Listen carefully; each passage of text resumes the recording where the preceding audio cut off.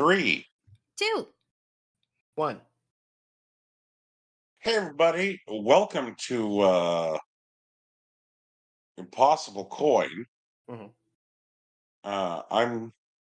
I'm just sitting here with this enormous stack of lettuce, um, and I'm joined by Toots. Hey Toots. I'm also joined by Neckhole. Hey Neckhole. That's not my name, dipshit. You know Damn that. it. I almost fell for it. I really did. Oh, I was so close. Hey everybody, welcome to Next Level, Next Level, Next Level. Here.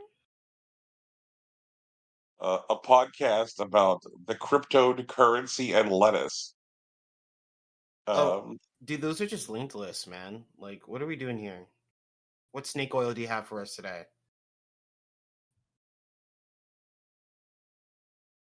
See, my clever ruse did not fool you. Oh, yeah. Rocky's very smart. It also wasn't that clever. What? Tell me where it fell apart. What do you mean when you mentioned the Where word did lettuce? it fall apart? When were you wise to me? I think it was When were the you first wise time to he me? calls me neckhole, dude.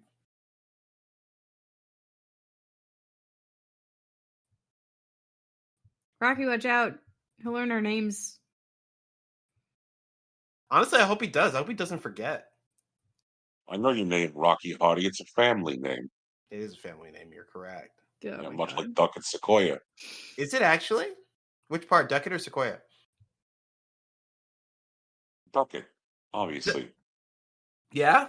So, Yeah. are you a junior or of the third? Is there a numeral that we should be keeping track of? It's a name that my grandfather adopted during the water wars. Adopted. Okay. Okay, so you're an Esquire then. I think it's just Obviously, Squire. Toots. I don't think he gets the E. Obviously, Toots is Somerset. Obviously, an Esquire. Wait, obviously an Esquire. I'm so right. Wait, so are you an Esquire or are you an E-Squire? Like, are you just a squire on the internet, or like, do you actually argue cases?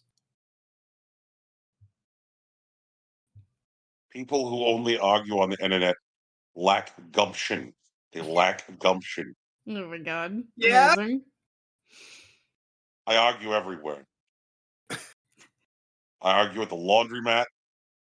I argue in the courts. I argue on the subway. Mm-hmm. I argue in elevators. I argue everywhere. Argue in elevators? That's wild, though. That's a little too much for me personally. You know how they got the little phone in there? You got an emergency? Yeah. I use it. All right, dog. For sure. I'm like, hello. You want to fight me? And they're like, sir, you stuck? And I'm like, no, not at all. I'm just on the phone. I can't believe you yell at a service worker. That's so sad. You don't know that they're a service worker.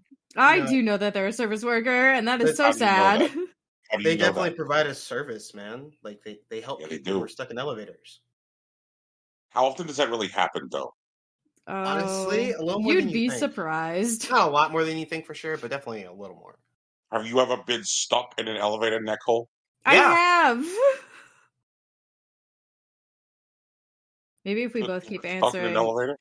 Huh? Yeah, all the time. All the time, really? All the time. Yeah, all the time. Really? Mm-hmm. Yeah, the elevator at my old job sucked. Well, I mean, it didn't suck, but you know what I mean. It was not a good elevator. It did not work all the time. Blue Raven. It was a 2 text message series. The first one was to the person who was at the front desk, hopefully, and the second one was to my boss to say, hello, the elevator will not let me out again.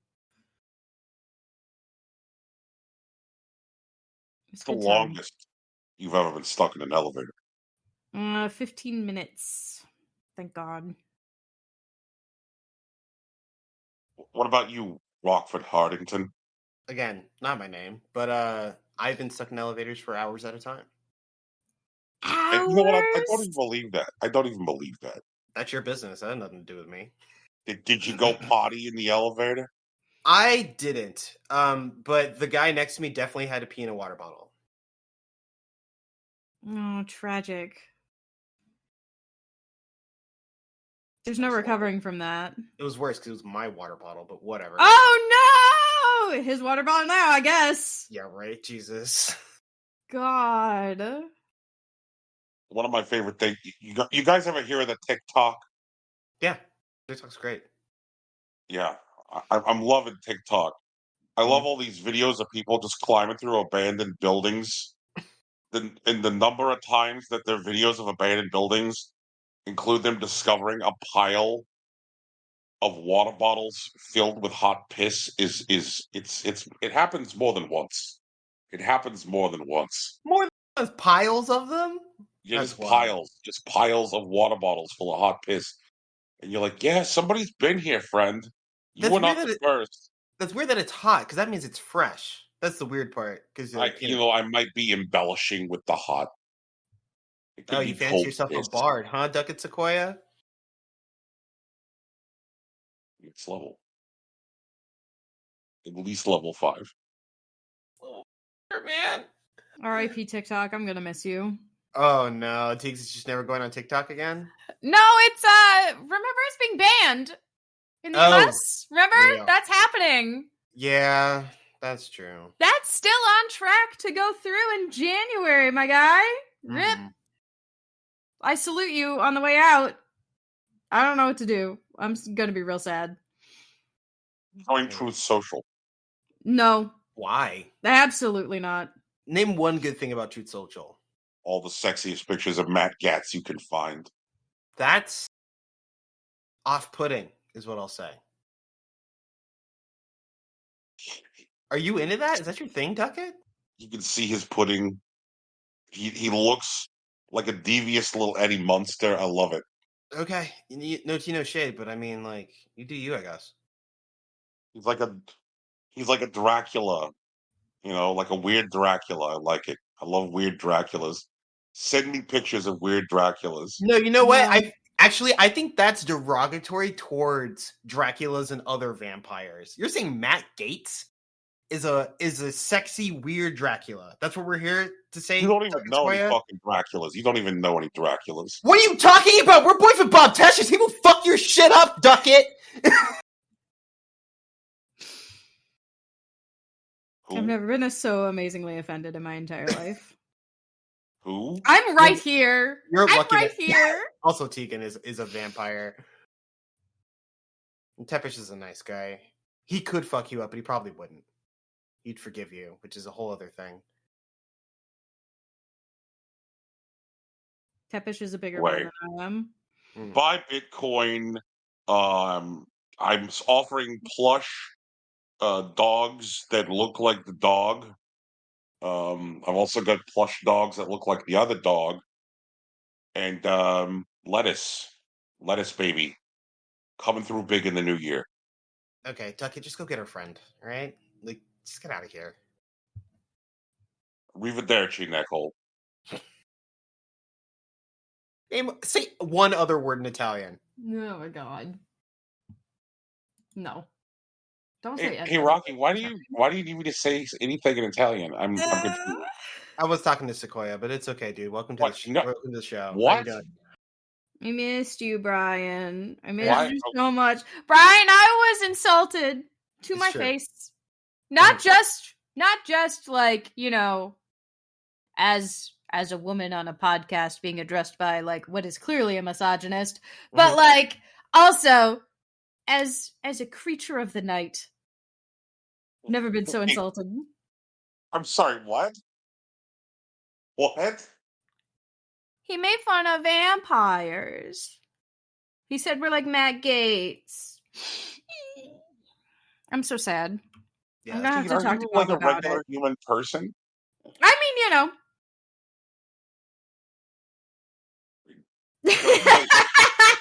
You like eat candy and play Splatoons? Yeah. I could do that. Yeah, I think you're a people. I'd have to be invited to do that, though. And You is have to that be just being invited to eat polite? candy? Yeah. I mean, I usually buy my own candy, so then I don't have to be invited for that. But like, if I'm gonna partake of someone else's snacks, I definitely need to be invited because I Okay. will eat them all. It's not a question of if; it's a question of when.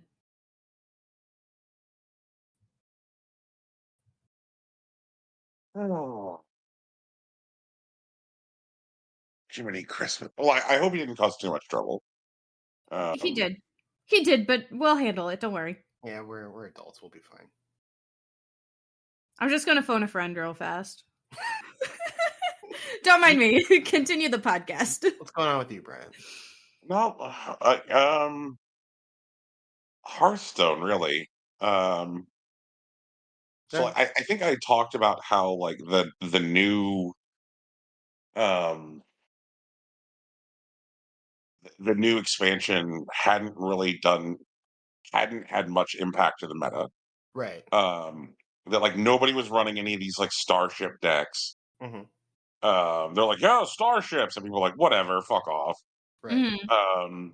And so Blizzard pushed out a balance patch, Sure. um, which nuked a lot of the cards that had been like super duper overpowered. Like Okay. I have told you guys about Lamplighter, Hmm. where like each like what it did was do 1 damage for each consecutive turn that you have played an elemental. Right. Mhm. Good Um, times. yeah, and apparently they were like, "Oh, what? Oh no, that looks like that's against the law." They finally figured that out, and so they capped the damage that Lamplighter can do. And there were a couple other problem decks, and um, they nerfed the tools associated with those problem decks. And then there was one particular problem card that was showing up in a ton of decks called Reno Lone Ranger. Um, and the what Reno Lone Ranger previously did, and this is a card that they had. This is funny because they also they have nerfed the flavor voice of this card in the past because they're like too many people feel sad when Reno gets played on them. Hold that. Yeah. So Christ. Um, so they previously like okay, so the original version of Reno was a 9 mana card that when you played it, it would replace your hero and um, it would sweep away all of the minions that your opponent has, and um, it and if those minions had death rattles, that you don't get the death rattles.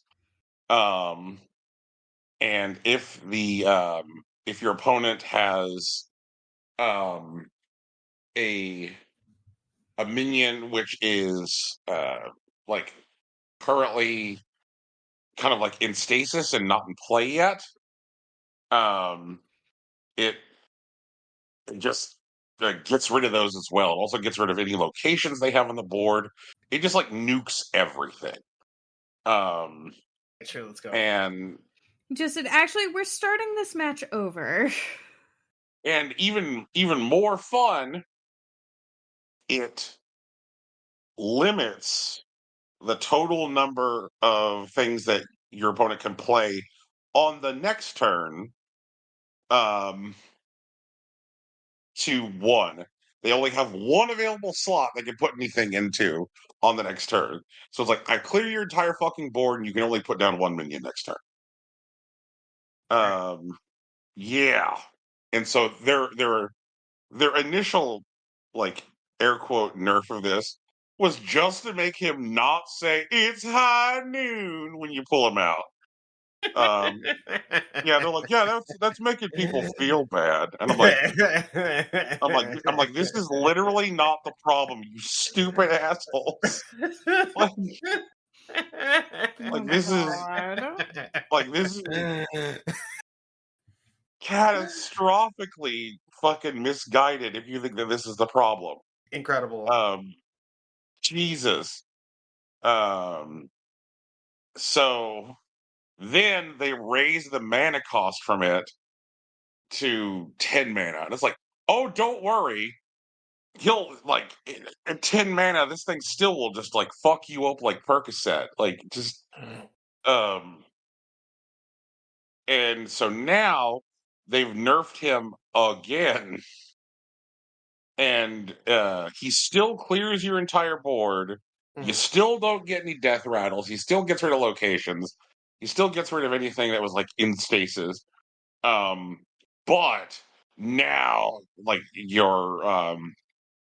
opponent can play more than 1 minion on the next turn. Like don't worry, like he's still just like destroys board states that people have spent like an entire game trying to build in a single turn. Um, he's still like a whoops fuck you card. Yeah. Like the best part is the best part slash worst part is that like you don't even like really have to like build a deck around him. You know, like he's one card. He's one card. So like as long as you as long as you like build a good deck that just happens to have Reno in it, you could just like use Reno as this safety valve to be like, yeah, I just negate your entire strategy. Yeah, sorry, no thanks. Yeah, just a big mouth Um, card. Just you were having fun playing the game? Nah. Right. It's And just so like Consider as I long- wasn't. yeah. I feel like it's crazy that in 2024 we have a whole like Magic Blue deck that's been distilled to a single card. And like I have said before, that there's like there is like it's just it blows my mind that that you like we are out here uh like playing solitaire. Like so much of the experience of Hearthstone now Mm-hmm. is playing solitaire. Like it just um like it doesn't really matter what your opponent does. What your opponent does is like largely irrelevant, um because like you just keep your head down, and focus on your homework, eat your vegetables, Mm-hmm. and like you fucking win.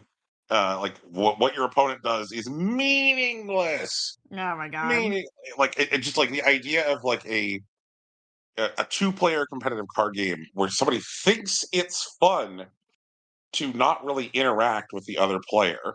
Right. Like, oh yeah, we're just we just do this. We just do this instead. I'm like, no, this is not fun. This is not fun. For and you. Well, like, What if I it's don't fun for me? like Brian really appreciates like interaction, and like yes, Hearthstone is something that has Mm. delivered that in the past. That like there are games where matches are more conversations than they are like domination. That like and that is a difficult balancing act, which is something that Brian has both praised and like celebrated over the years. And at this point, it just looks like that attention to detail is no longer present, and so like there are just decks that are able to straight up dominate. That sucks. I get that. and I think one of the things that like frustrates me most is so they do this balance patch. They do this fucking balance patch, right? Mm-hmm. And does it and they even included some buffs for some of the Starship stuff. They're like, maybe now you'll play the Starships. And the answer is, friend, no. Friend, nobody's playing the Starships because even buffed, they're still too slow. They still require they still require that you just like sit there and get hammered by like it doesn't fucking work. Um and so um when this happened, the thing that I found frustrating is that um the meta just reverted to what it was before um the expansion before. So like it feels now like the beginning of the year because they like because they nerfed all of these cards that had been powerful through like the last few metas. Um this balance patch didn't make the new cards more enticing. It just people are like, oh, okay, I'm just going to go back to like running the decks I was running in like June. So like their balance patch didn't like make like experimentation. It didn't reward it. Like all the problems with the new cards like still like persisted, and it did was just roll back the meta to what it was prior to the last expansion. Like golly gee whiz, what the fuck? Like just like absolutely disappointing. Um, I'm just I'm so frustrated. Like I when this game is going well, um, it's so satisfying. Like it's a really flexible theme. Like you can do a lot of cool stuff with the card themes, but like Mm-hmm. it feels like right now um they just uh like oh man like I don't know, like I don't know where they go from here. Like I don't know how they fix this problem. Like it just it's so freaking frustrating. Like to like I have never seen it happen this starkly before. Like right now the ladder's full of like hand buff paladin, which is what like is the like the thing that like I rode to legend over the summer. Um, Right. yeah. And I'm like, oh, okay. It's like, okay, all right, great. It's hand buff paladin time, I guess. Um, I just I don't know. Um, Do you think it's a fixable problem? uh, conceivably, I think that like um, they're I think that like they're probably um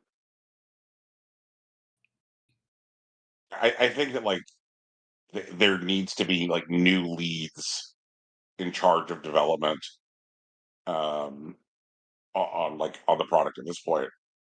Mm-hmm. Um like it's Oh man, isn't this like easy enough to chalk up to like be having the company be in flux? Like they were recently purchased, and a lot of people were like, "Oh, I don't know how specifically Hearthstone's team was affected, but like there's obviously like people missing, right? And like, or at least uncertainty in like how like the company is being run. Maybe they don't have this ability to put out their best work." um yeah it's definitely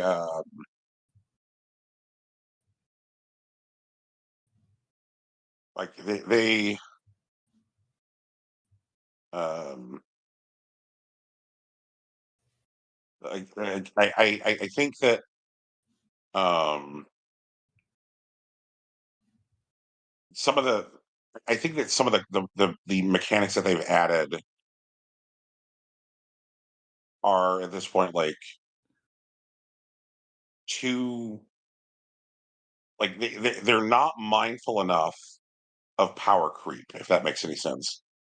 Um, and so like they'll introduce the cards that they're like check out this exciting new card, and they're not doing enough to consider like what the exciting new card does to the state of play. And one of the things that I liked about the development strategy when the team was led by Ben Brode, which it was through uh, Journey to Ungoro, is there was an understanding that nerfs and buffs should be avoided. That you should be like doing you should be doing significant balance so that way nerfs and buffs are rare. And in the early days of Hearthstone, nerfs and buffs were very rare. That the main one of the main things that you should be doing is that when you notice like patterns in play, um, what you should instead be doing is creating cards for the next expansion and the expansion after that that respond to like the current state of the meta. Um, so like maybe instead of just being like, oh, Lamplighter, caps out at 4 damage now, like something like Ben Brode's development strategy would have been like maybe creating a card that says like battle cry. Uh, while this minion is in play, your hero cannot take damage from elementals, something like that. Okay. So that way, there's like you create counterplays like in the meta. And it was always like intriguing to like watch the meta like evolve through like cards that would like directly respond to like existing strategies. And it was always this like like back to like the point you were making earlier, Rocky, about like interactivity was always this like fun interactive gamble. You're like, oh, is this guy teched in this card to this deck? I don't know. I'm gonna find out. And so you would find out like how many like tech cards the guy um has in their deck. And like now they don't really develop what are called tech cards anymore. Like cards which are designed to respond to meta behavior. Instead, they just go fuck it and and hit and spin the dials and do buffs and nerfs, like a lot of them, and um and like in that fundamental strategy of like just doing buffs and nerfs, is so different than like the tech card response because the tech card response says, you know what? It's fun when you can hit somebody in the face with Lamplighter for 30 damage. Sure. That's Yeah. fun. Like to Tegan's point, like when you said fun for me, Mm-hmm. yeah, like it is fun to hit someone in the face for 30 damage all at once. I Like know that. more than one. Yeah, exactly. I know more than once on this show. Like I'm like it's your birthday, like talking about like that feeling. Mm-hmm. And you don't want to like strip that out, but to you want to be able to like pull out a card, um, and be like I am no mad, or like no, it is not my birthday. There's something about like directly responding to that moment, Right. and like Yeah. like in and if you only look at the the the way to design cards through buffs and nerfs, like you rob the players of that sense of like euphoria that they experience when they're like when you're like, I have built an elaborate house of cards and now I'm going to put the 50-second card on top of this like structure. Right. Like, and that feels so good. And that's part of the problem with the fucking starships. Is like no one is bothering to build starships because no one has time to build these elaborate house of cards, essentially. Right. Because like because everyone's playing solitaire. Mm-hmm. Like the closest I've seen is like there's a few people out there who are like just like they're like little poor fishies trying to swim against the current. They're like, hey everybody, like I'm gonna try and make a viable starship themed rogue deck. Is that cool? Is that cool? And I'm like, no, bud, but like I support you trying to live the dream and play a deck outside of the current meta.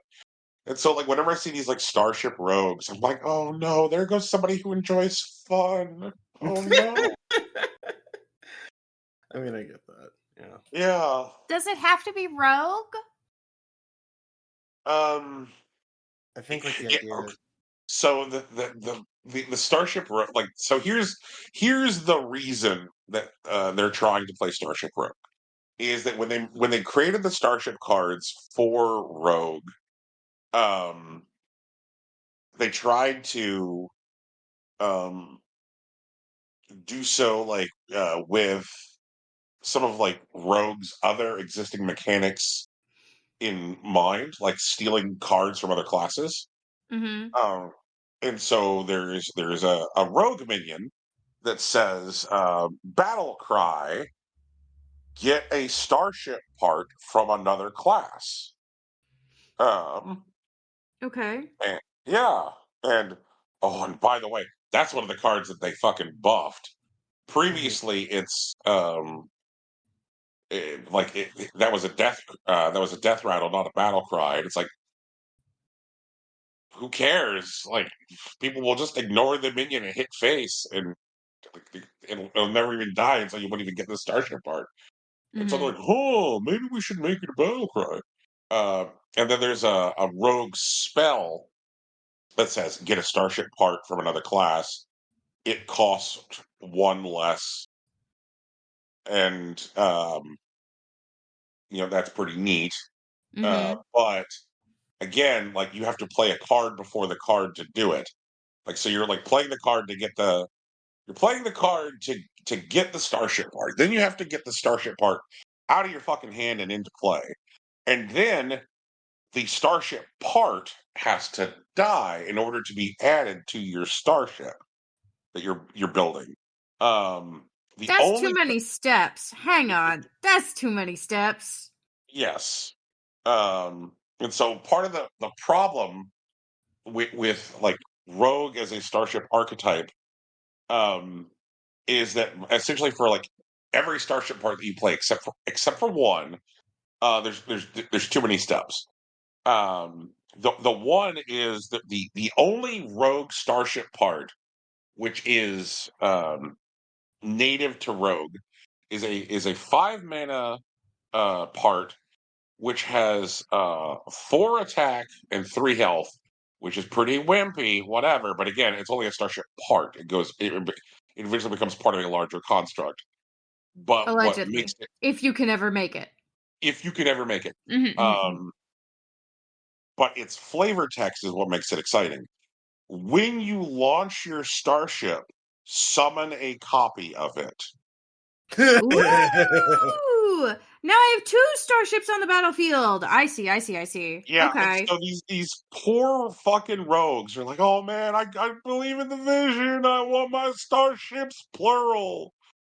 And I'm like, I appreciate your vision. I appreciate your vision. And like, there's so much chicanery. There's so much fuckery required in order to make the vision come together. There's a card, Tess. I think I've talked about Tessing before.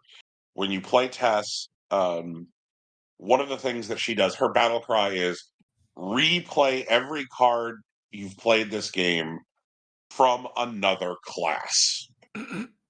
Oh God, get fucked.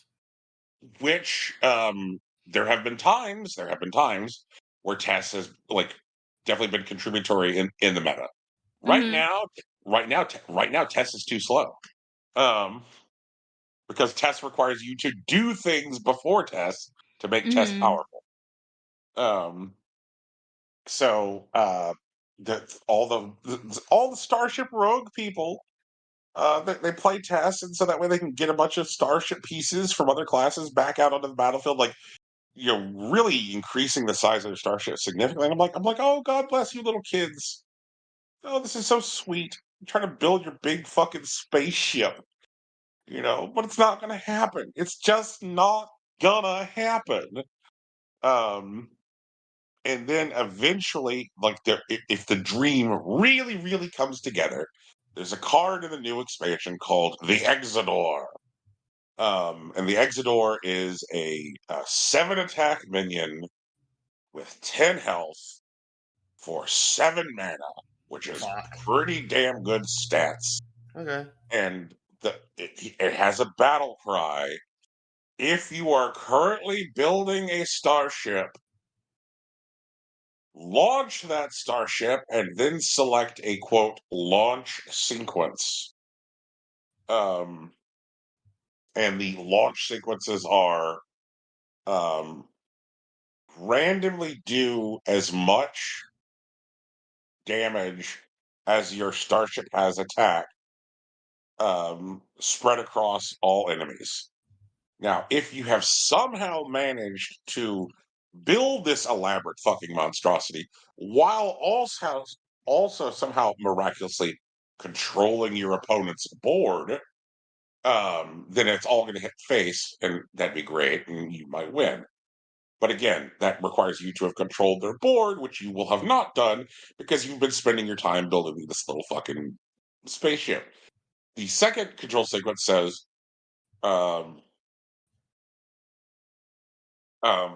gain as much armor as your starship has life twice. I'm like, oh, great. So it'll just take 2 extra turns for them to kill me because I have, I have not been responding with tempo. And so now they have a board full of threats, or even worse and more humiliating, I've just been letting them build their own stupid combo to one hit kill me. Right. And then the third launch sequence is get a copy of every card which is part of your starship, but set the cost to 1. Okay. And so the ideal dream with the Exodore is you play it, you select that launch sequence, which gives you a bunch of 1-cost starship parts, and then you put the Exodore back into your hand with Shadow Step. So that way you now have 2 gigantic starships on the fucking field, and you can then start building it again for cheap this time. And so you have a field full of new starship parts plus 2 functioning starships. And then if they try to do something like board clear you, then you can just Exodore again. But all of this shit is incredibly complicated to do, takes too long. Meanwhile, someone's just dropping asteroids on your face or buffing their hands with Paladin. They're just, it's so non-interactive. It is just playing solitaire. And that is absolutely it, Rocky. That's my biggest complaint. I love I love the interactivity. I love trying to anticipate what my opponent is going to do and have that anticipation be meaningful. I got a survey from Blizzard earlier this week. They're like, "Hey, you sure do spend an awful lot of fucking time playing this video game. Do you want to take this survey?" And they in the survey they showed some new features which are coming to Hearthstone. And boy howdy, does this look miserable. Oh no. Um, What are they doing now? Displaying win rates for decks when you build a deck. They'll be like, Wow. yeah, they're like, oh yeah, here's the current win rate for this deck build. They'll just show you the win rate. I don't know if. Well, to be fair, I don't play a lot of like mobile TCGs, but I hope no one actually does that right now. That sounds whack. Let's see here. What are some of the other exciting features which are coming to Hearthstone? They'll like, let's say you put a card into a deck during deck building. It will then auto suggest the next card to add because of that card to increase the win rate. So like basically what it's going to do is it's going to like just shuffle everyone into playing the same deck because everyone's going, Right. oh wow, what's got the highest win rate? And so I just look forward to this being like this like ever ebbing tide where what happens is like everyone will be like, oh wow, this deck has a win rate of like 68%, baby, and then they all start playing whatever that is, and then somebody out there, some scientist, will be like, okay, I just need to figure out like what tools are available to actually combat the thing which is currently 68%. Right. And so like it's just going to be like this like back and forth ebb and flow of like one deck will dominate the meta because now the game itself is going to railroad you into it. Mm-hmm. And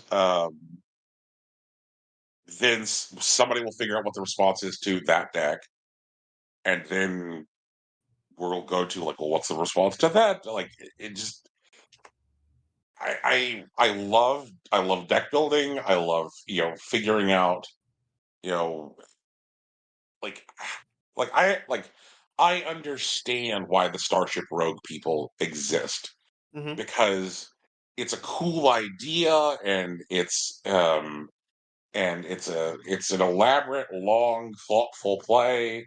Mm-hmm. And having it all come together would make one feel like a fucking genius. Right. But like now, if you just open the game up and it's just like, hey, play this deck, it has a 71% win rate, then it like where's the joy in that? Where's the sense of accomplishment in that? One of Right. the other things that it's apparently going to do is like you can turn on a misplay report Okay. where like when you're done with a match it will tell you and it's like here are your misplays, here's what you should have done. Mm. um and I'm like, okay. It depends And on I how don't tuned, well tuned it is, and how like obtrusive it is. Because like and it sounds I see, yeah, and I see like two different problems with there. Exactly, right. Rocky. What if this misplay report first of all is just not good? Right. um like then it's just going to like bake bad habits into intermediate or beginner players who Right. will then become frustrated because they're like, I started doing what the robot told me to do, but I'm still dying. Right. Um, or two, um, it like when you create this kind of like system, it doesn't teach you the moments when uh you have to like think outside the box when you have to go for like the weird plays. It doesn't tell you how to stay alive like A machine with will like never teach you how to play with your heart. yeah like that moment where you're like, okay, my opponent doesn't know that I'm cooked and I have nothing in my hand, Hmm. but can I make him believe that I have a powerful combo by playing most of a combo Hmm. and then mousing over the leftmost card in my hand so that way he thinks that I can finish the combo on the next turn. Right. And so that way he doesn't go for my face. Um, it's never going to teach you to fucking do that. It's Yeah. It never just going to teach you to do right. that. Because, like, once upon a time, when Hearthstone focused on interactivity, bluffing was a component. Mm-hmm. You know, when you were trying to like, okay, like I'm gonna make the person um think that I have the response to whatever he's got. Like when he would put out a when your opponent would put out a card that would fuck you, you're like, oh man, I'm fucked. Um, you're like, what do I do? What do I do? You start mousing over a card in your hand and then hit the thank you emote. Thank you. You're like, and then the guy's like, oh no, I'm cooked. You got a response. Like the number of times in the very early days of this game Mm-hmm. that I was able to eke out concessions from my opponent by doing that, that felt good. I hear that. Yeah. Like, but none of that matters now because the game is just solitaire.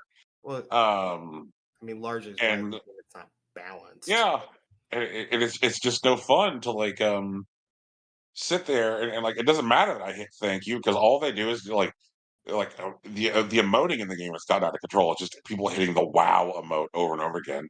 Sure. Um, and okay, great. Okay, you don't care what I have in my hand because what I have in my hand doesn't matter Right. at all. And that is my book report on Treasure Island. Fuck this video game. I gotta go play some more of it. Huh. Hmm.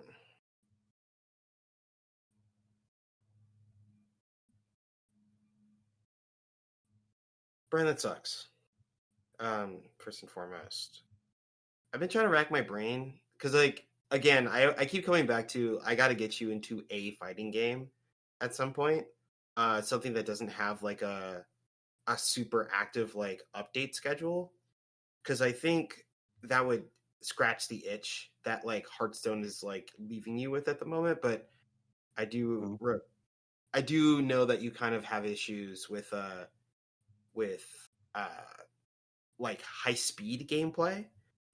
Um and like you prefer things that are a bit more methodical. And so I do still have some ideas.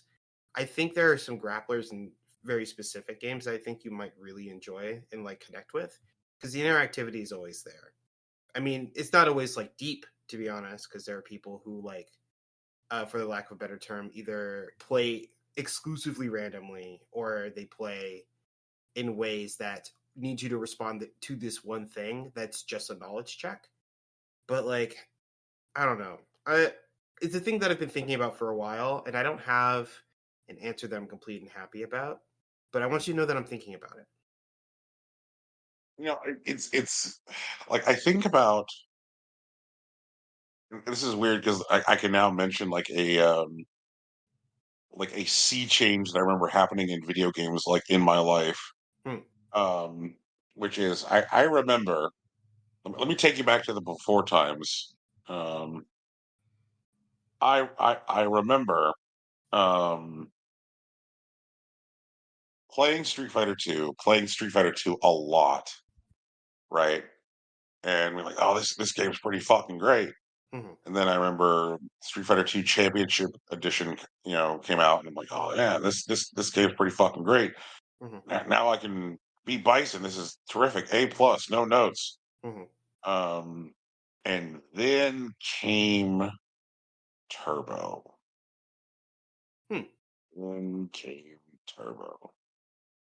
Um, and depending on what the arcade had set that dip switch to for how fast Turbo was running, who Nelly, um,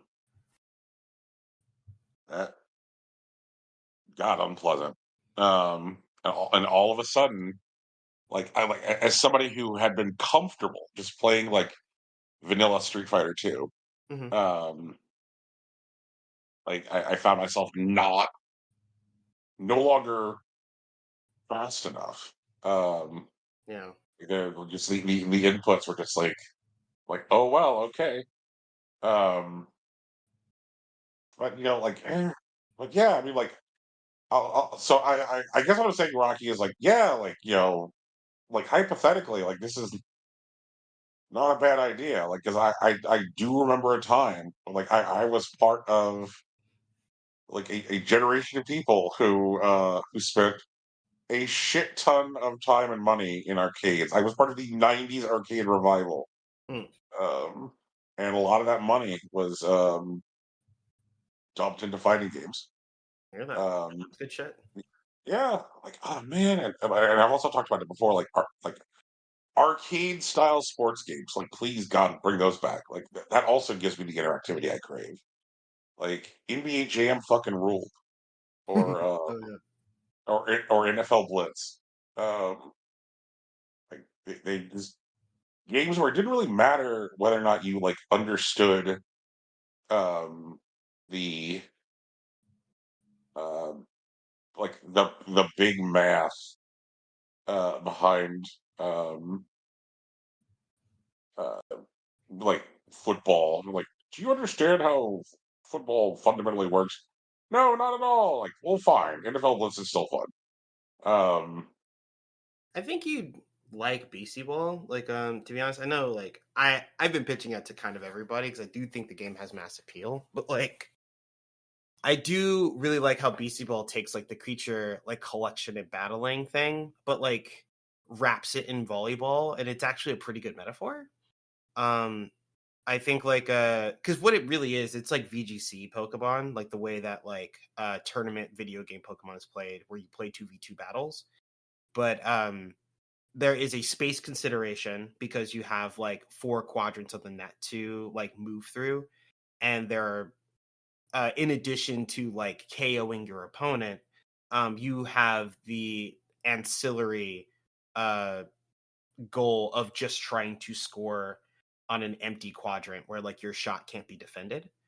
And so there are wins that you can entirely get by not defeating your opponent. Generally speaking, if you're playing against someone competent in the game, while it's in early access, does offer online play.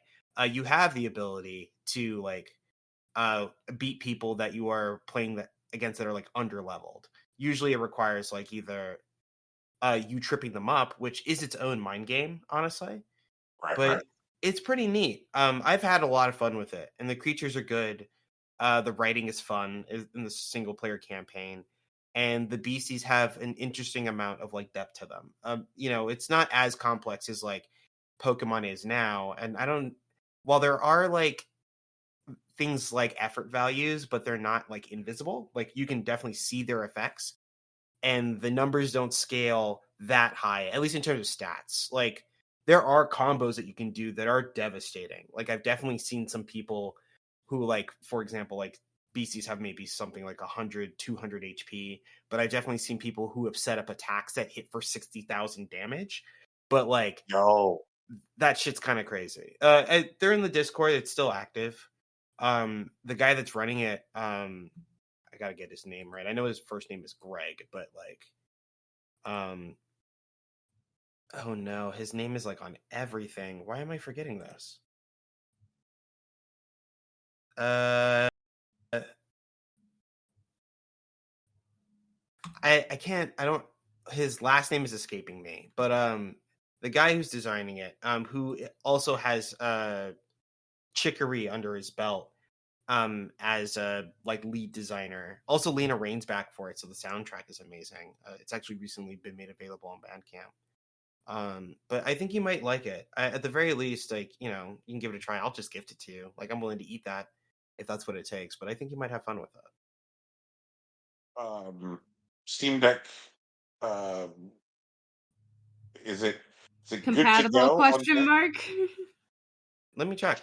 I have it in front of me, so if I just go to the page,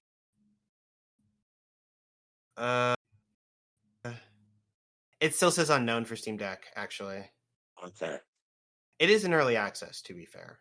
But they have a demo. It is still live. Like the game is in early access. It's $25, but like, the demo's live, and like, you should be able to get through like I think the first gym is what the demo lets you do, and that's enough time to get like a feel for how the game works. They even talk about like the kind of like no damage like kills in quotation marks. that are available in it.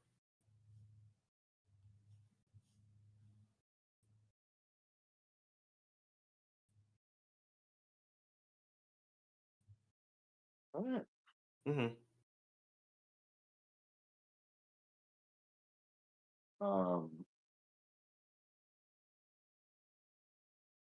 Well, thanks everybody for coming to my goddamn Hearthstone talk. Man. Can we hear about some video games which are not incredibly frustrating? Do you want to go first? Or you want me to go? Oh my god, I only talk about video games that are incredibly frustrating right now. That's fine. It's funny because like I talk about games that I deeply enjoy but seem frustrating to other people. But it is. I'm 3 days away. Wait, 2 sleeps 3 days away from the ultimate tier, which is Futures Rewritten Ultimate in Final Fantasy XIV coming out. I was hoping that I could get a weapon so I can have a healer set for best in slot, but I'll probably just have to do that later. I'm just gonna take my Viper with me, dual blades. We have to stand. And I'm excited. It's going to be a mess, but I'm really going to throw myself into it. Like I think I'm going to spend most of my evenings with it going forward. Non-stream stuff. I think I'm still going to finish up the BC Ball early access where we're at right now, and then resume with Metaphor ReFantazio, which is also a very good video game that is off the walls crazy. But I'm really excited for the Final Fantasy XIV Ultimate. Viper's really clicking in my hands, but I kind of miss healing, like I know that like Square Enix isn't going to do a lot about it, but one of the things that they did that seemed like a nod to the situation.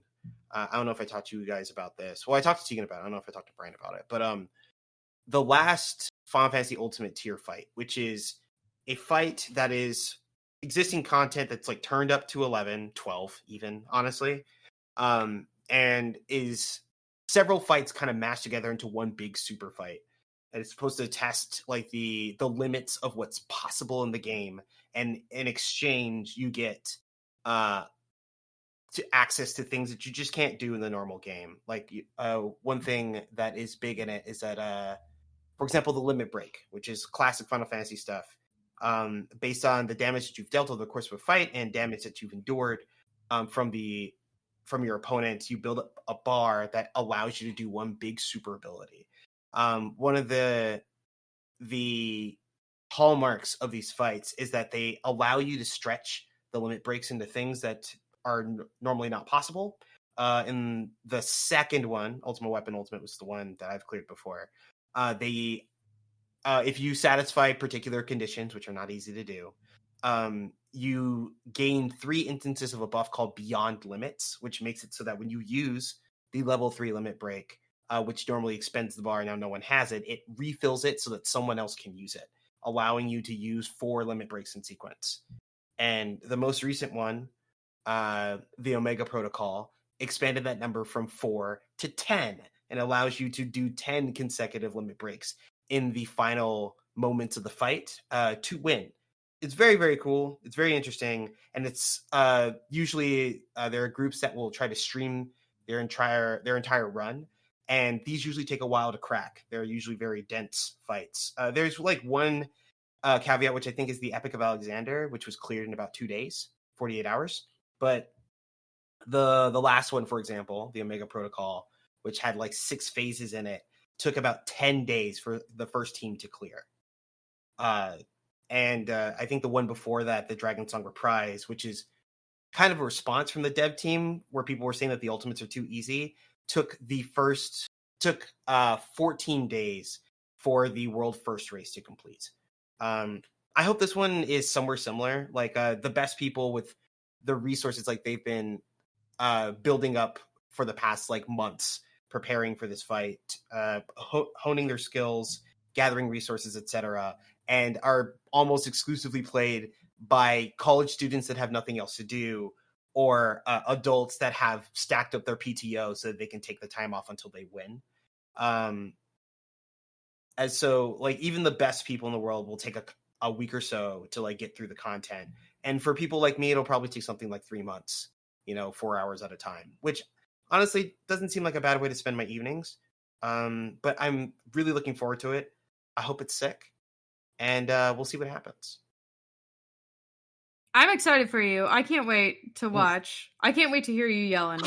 I am definitely going to yell. There's so many memories that I have about like playing through some of these fights. Like in Uwu, for example, there's you fight the the quintessential Titans of Final Fantasy 14, Garuda, Ifrit, and then Titan, and then you fight like some characters that are specific to Final Fantasy 14, and then the actual boss, Ultima Weapon Ultimate, shows up and eats the 3 Titans in front of you, and then turns into a super boss version of itself, and you have to fight that.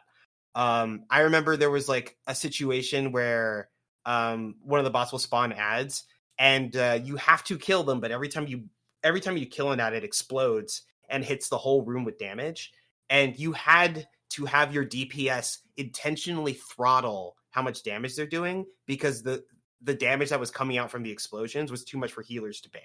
That's just how it was. That's how it is to this day. Like, you can't just rush through those. The DPS have to use different rotations in that moment, and like they're in a burst window, which means like they have to give up some damage over the long term, which is another thing. And they don't want to do that. I mean, you want to press your buttons. That's why you're here, right? And I don't pay $15 a month to not press my buttons, or like when you're actually facing Ultima Weapon Ultimate, there's a moment where one of the healers, it's chosen by random, will be targeted with an attack that has an AoE that's so big that if you stand anywhere but the edge of the arena, you will literally kill everyone else. And so also while this is happening, the boss is just creating a Toho sequence of like explosions on 2/3 of the map, and one healer just has to go out by their lonesome and find a sliver of ground, like something like 12 pixels of space to stand on while these explosions are happening around them, and hoping that the other healer can keep the group alive on the other side of the map. And oh man, these moments are kind of burned into me, and I'm very, very excited to see what new challenges are present and what new things I'll be able to overcome. But I gotta wait a couple days. Sounds terrifying. Yeah, right? I think I would scream, cry, throw up, and also pass out. I mean, I've definitely screamed at these games, and like there was one time where like the particular thing where like the healer has to go off on their own to protect the team, and like in a moment of weakness, just totally understandable fear, I stepped a little too close to protect my own life and killed all my friends, and like I actually cried about it. Like, like just like streaming tears, not even on the inside of my cheek, just staring at my screen, apologizing profusely to my friends. And they're just like, dude, it's fine. Like, this is a lot. I totally get it. And it's just like, oh man. And you were like, I'm never doing that again. I'm never doing that again. And it's just like, it's like it's like a solemn vow, It's like one of those things where like you make a promise with yourself, and like, through the strength of that promise, you find new strength. You pull a little bit more out of yourself. And I think that's what I want to do. I think that's my goal usually with these things. I want to see what new things I can pull out of myself. And like, if I fail to do that, whether I either don't make it or the game actually doesn't ask me to, that'd be a bummer in its own right. I mean, it'd be cool for everyone to just kind of win and like go through it. But like, I want to go through the process, I want it to be a journey of its own.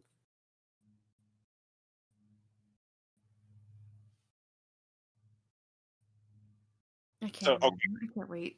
All right. Well, I'm glad to see this like uncorked enthusiasm, because I popped onto our Discord server last night while you were playing a video game. Mm-hmm. Yeah. I was doing that. And it was the video game. It was the video game, the one we're talking about. Yeah. All caps the. And you were in the casino sadness level, but then again, all levels of the casino sadness level. Well, like, okay, so that I do want to talk about that particular situation. I do want to say first, the stakes weren't that high. I was doing a fight that I've done before. And while sometimes I'd make mistakes and I kick myself for those, it was pretty clear to me throughout that session that I wasn't playing with people that I know. It wasn't like a curated group. I was playing with randos, and I was trying to get something out of it. And it looked like there were a couple of people that just weren't having a good time. We had a healer that was definitely burned out, and they were starting to make like simple mistakes, like they were just standing in places that they weren't supposed to, and it cost them their lives. And that affects like morale. If everything goes perfect, people can focus exactly on what they're doing, and things tend to go a bit smoother. But when there are mistakes abound, usually people have to compensate, and that costs resources, and they're not always like quantitative. Like sometimes you can just feel the vibe of like the pole shift, and a lot of that was happening last night. Like the Dragoon was they were using some of their buttons in places where they weren't supposed to. Like Dragoons have a jump which like literally moves the character on the screen, so you might be standing in some place that's safe, but then you press the jump and then suddenly you're not, and people die over it. And it's just that kind of fight, and it didn't work out, but I was definitely starting to feel it because I was in it, but like the moment I stepped out of it, I was fine. It's just what it is. Rocky truly is a master of their emotions. I do what I can. It is something to envy, I believe. Okay. Yes, I have No, watched Rocky, right? Because he'll stream it in the Discord sometimes, and I'll watch him, and I'll just hear, "Dog, what do you mean? What do you mean you're there?" It's all right. I'm cool, and like that's it. That's the whole thing. It's just like one episode. I'm cool immediately. And I'm just like, God, I can't do that. Like you've heard me play Splatoon. I'm just like, what the fuck is happening? For like the next 15 minutes, I'm just done. Yeah. God, I wish I could do that. I think it takes practice. I'm not 100% sure. I'm not an expert, but like, I think because there are definitely sometimes I've played this game in some situations, especially because sometimes it's harder with people that you know. Like I had a friend of mine who like I would play with pretty often, and they would make mistakes, and it was clear after some time that they weren't making mistakes because like they were getting tripped up. It's just they weren't paying enough attention, and they weren't that serious about it. They were just kind of there to hang out, and that inhibits progression sometimes. And it's a weird spot because like they're a friend, and like you want to enjoy this experience with them, but like they're not putting the same amount of effort that you are. And like I would like carry that with me during the week, and it was not fun. And so like at this point, like more often than not, I'll end up just front loading it, especially if it doesn't hurt anyone. Mm-hmm. You just let it out. It's like, fuck it, this is bullshit. And then I'm done. And then I don't have to carry it anymore. And move on to the next poll. Would they ever be like, "Are you mad at me?" And you'd have to be like, "Yes." Yeah, sometimes you're mad at them. And like, because like, what's the alternative? You say, "No, I'm not mad at you," to protect their feelings, but they know something's off and you're carrying it. And then it's just like, it's like sometimes it's better to have like a little crash out than a huge one. I don't want to blow up about this in 3 weeks and then everyone like doesn't want to play anymore. I'd rather just do this now. And then we can have a heart-to-heart, and if it's not cool, then it's not cool. all right. Thought, question. Sure. Mhm. Question and thought. Answers. Hopefully. So,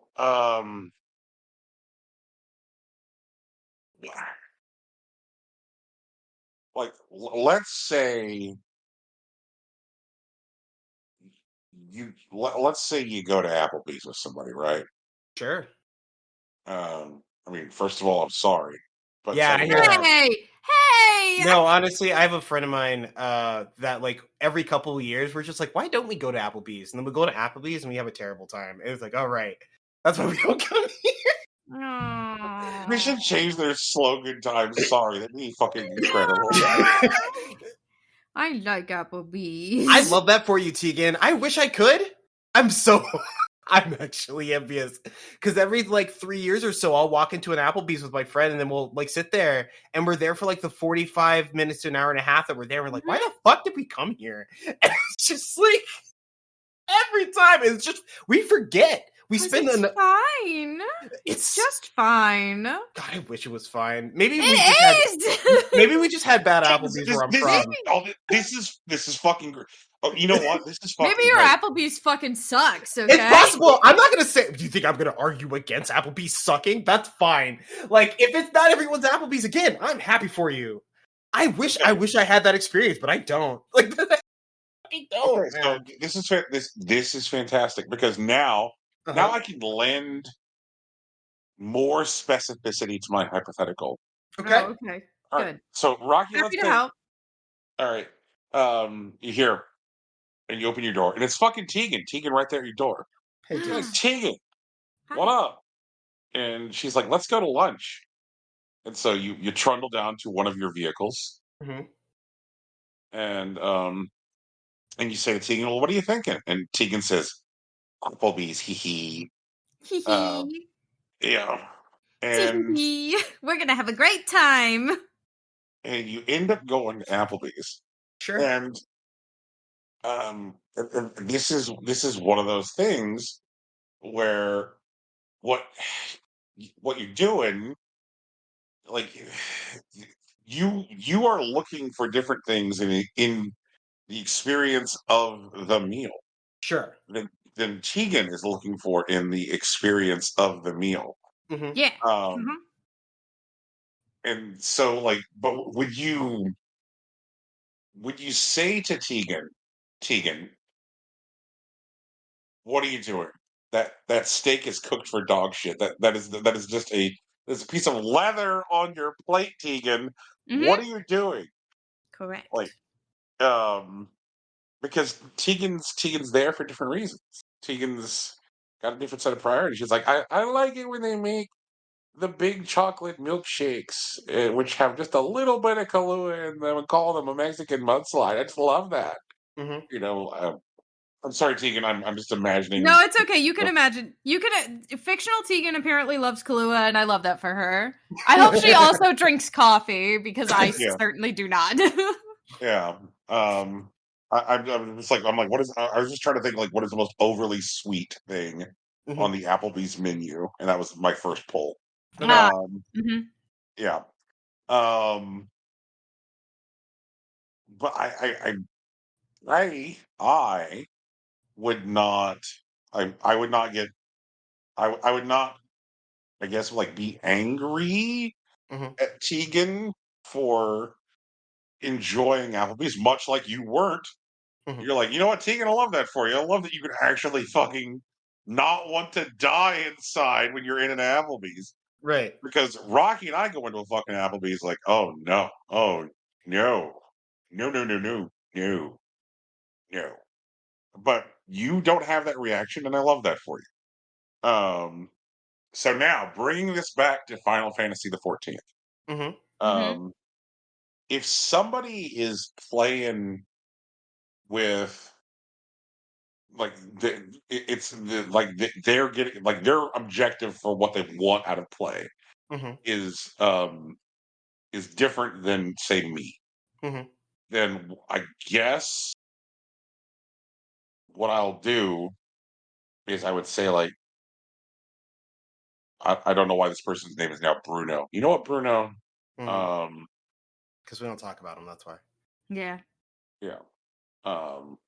Like you kind of want to use it as like a bridge game or a knitting circle, and that's fine, Bruno. You can use Final Fantasy 14 as a bridge game or a knitting circle to, like, catch up on your goss and hang out with the boys, TM. But I just have different priorities. Like, I think that's okay. Like, I guess what I'm saying is you could stop playing with Bruno without being mad at Bruno. Correct. Yeah. Okay. Well, and this is an important detail here, especially given the context that we're in. Like, context is actually super important here.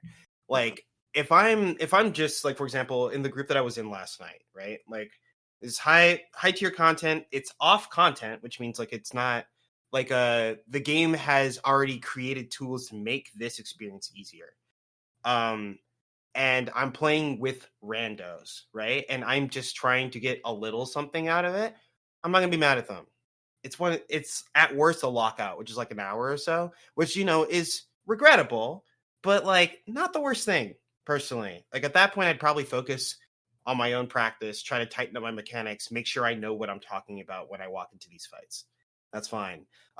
If I'm doing like a regular dungeon, especially like just like doing my dailies or whatever, I super don't care. Unless I'm actually playing with like friends at the end of like a long day, then maybe we'd consider like kicking them out of our group because we'd have the majority.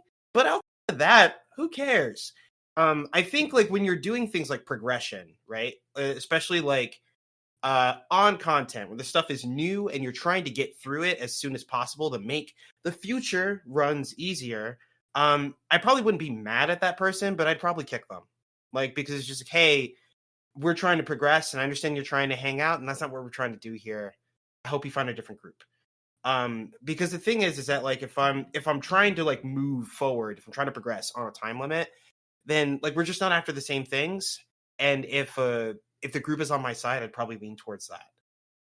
Do you have like knitting circle games that Yeah, you approach that way?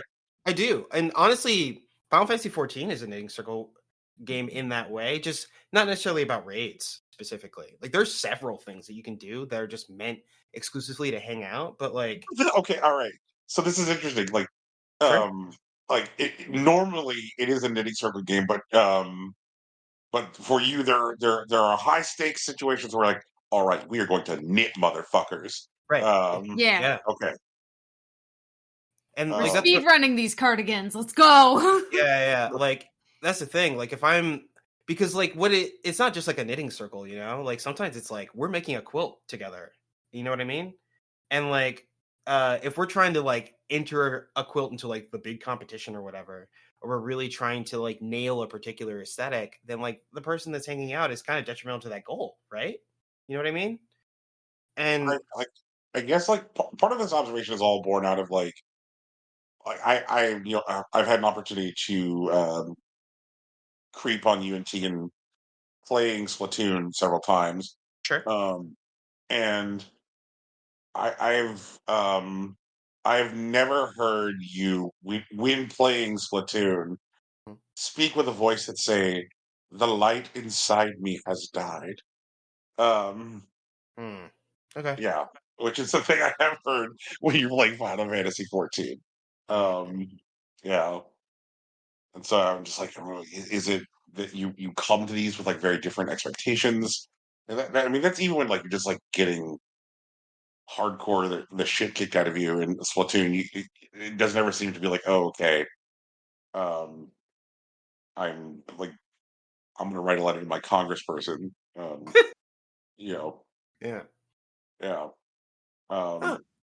And I'm like, so my that was my suspicion that like Splatoon was a knitting circle. But I think I do approach Splatoon a bit more casually than I do Final Fantasy 14. I'm willing to say that. That's fine.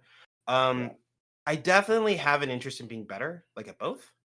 And there's definitely, and I don't think you were here for this one, but there was like one weekend where I did Splatoon Saturday, and it was during a Splatfest, and I decided to keep a win counter of like how my progress was going over the afternoon, and like Brian, I got my shit rocked. It was bad. I think like I counted in the times 10 battles as like tens, whether they were wins or losses.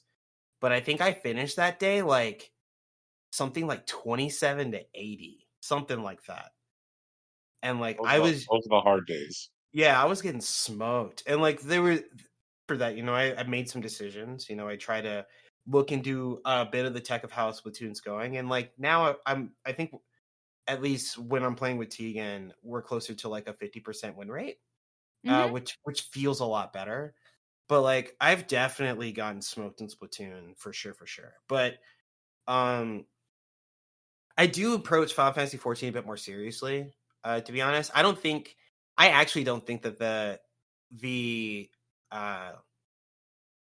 encounter density is much different, to be honest.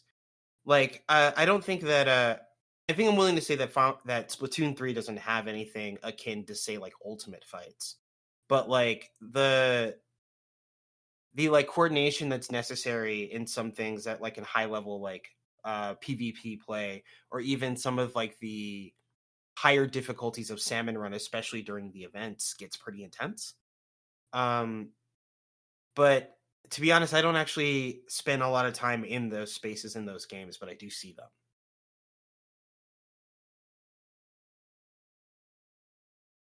Oh. I've had multiple fits over Splatoon.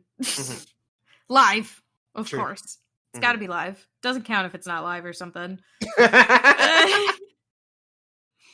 Just me yelling like, I'm never gonna be good at this goddamn game. And you know what? I'm right. But that's okay.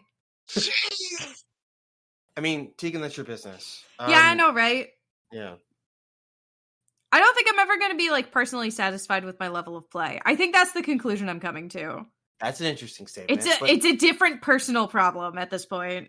Fair enough. I don't know how to fix it. Well, yeah, I don't know. Maybe I'll fix it someday. Honestly, I think you just got to swing on it. It's one of those things. Like, what does that mean? You have to earnestly engage with the issue, right? Like, you're not confident that you'll ever be playing at a level that you're personally satisfied with. What does that mean? Where does that, what does that look like as an end game? And then when you figure out what that looks like, is that a place that you can never actually get to? It's entirely possible, because I think we determined the way I play Splatoon is definitely, like, different than how I play other games.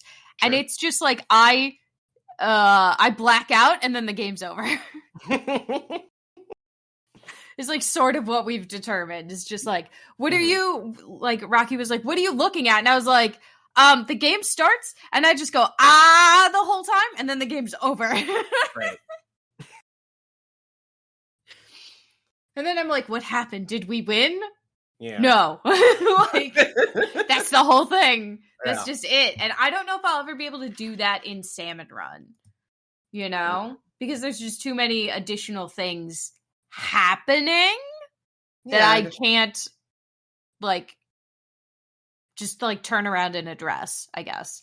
I suppose that's fair. Like, I agree that they're different and they're different in that particular, like, format, but, like, I feel like the idea is similar. That, like, I hate to reference it here, but it's kind of like what they talk about in Blue Lock, where like the pro players, like, what happens instead of, like, you know, just seeking out gold chances, like they're falling from, like, a tree or something, they learn to create their own situations and seize upon them. And that's the thing. And, like, I feel like, you know, maybe not intuitively, which is, I guess, the way that you play the game, is that you don't intuitively know how to create those situations that you can navigate until, like, you get overwhelmed instead. Yeah. And then I'm just like, what happened? Why do we die? And you're like, these things. And I'm like, really? Yeah.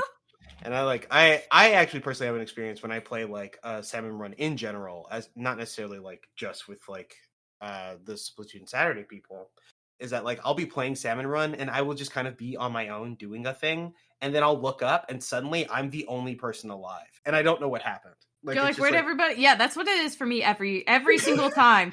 Every time it says one person player left, and I just start going, "Hello, is me being tuned back in to, like, the rest of what is happening?" Right. Because, like, you know, sometimes you can just kind of cruise along and just, like, navigate your shift, but sometimes it's like, oh wait, everyone needs help. Give me a second, and then you have to figure out where everyone is and how to respond to it, and that is just, like, a whole other dimension of the game.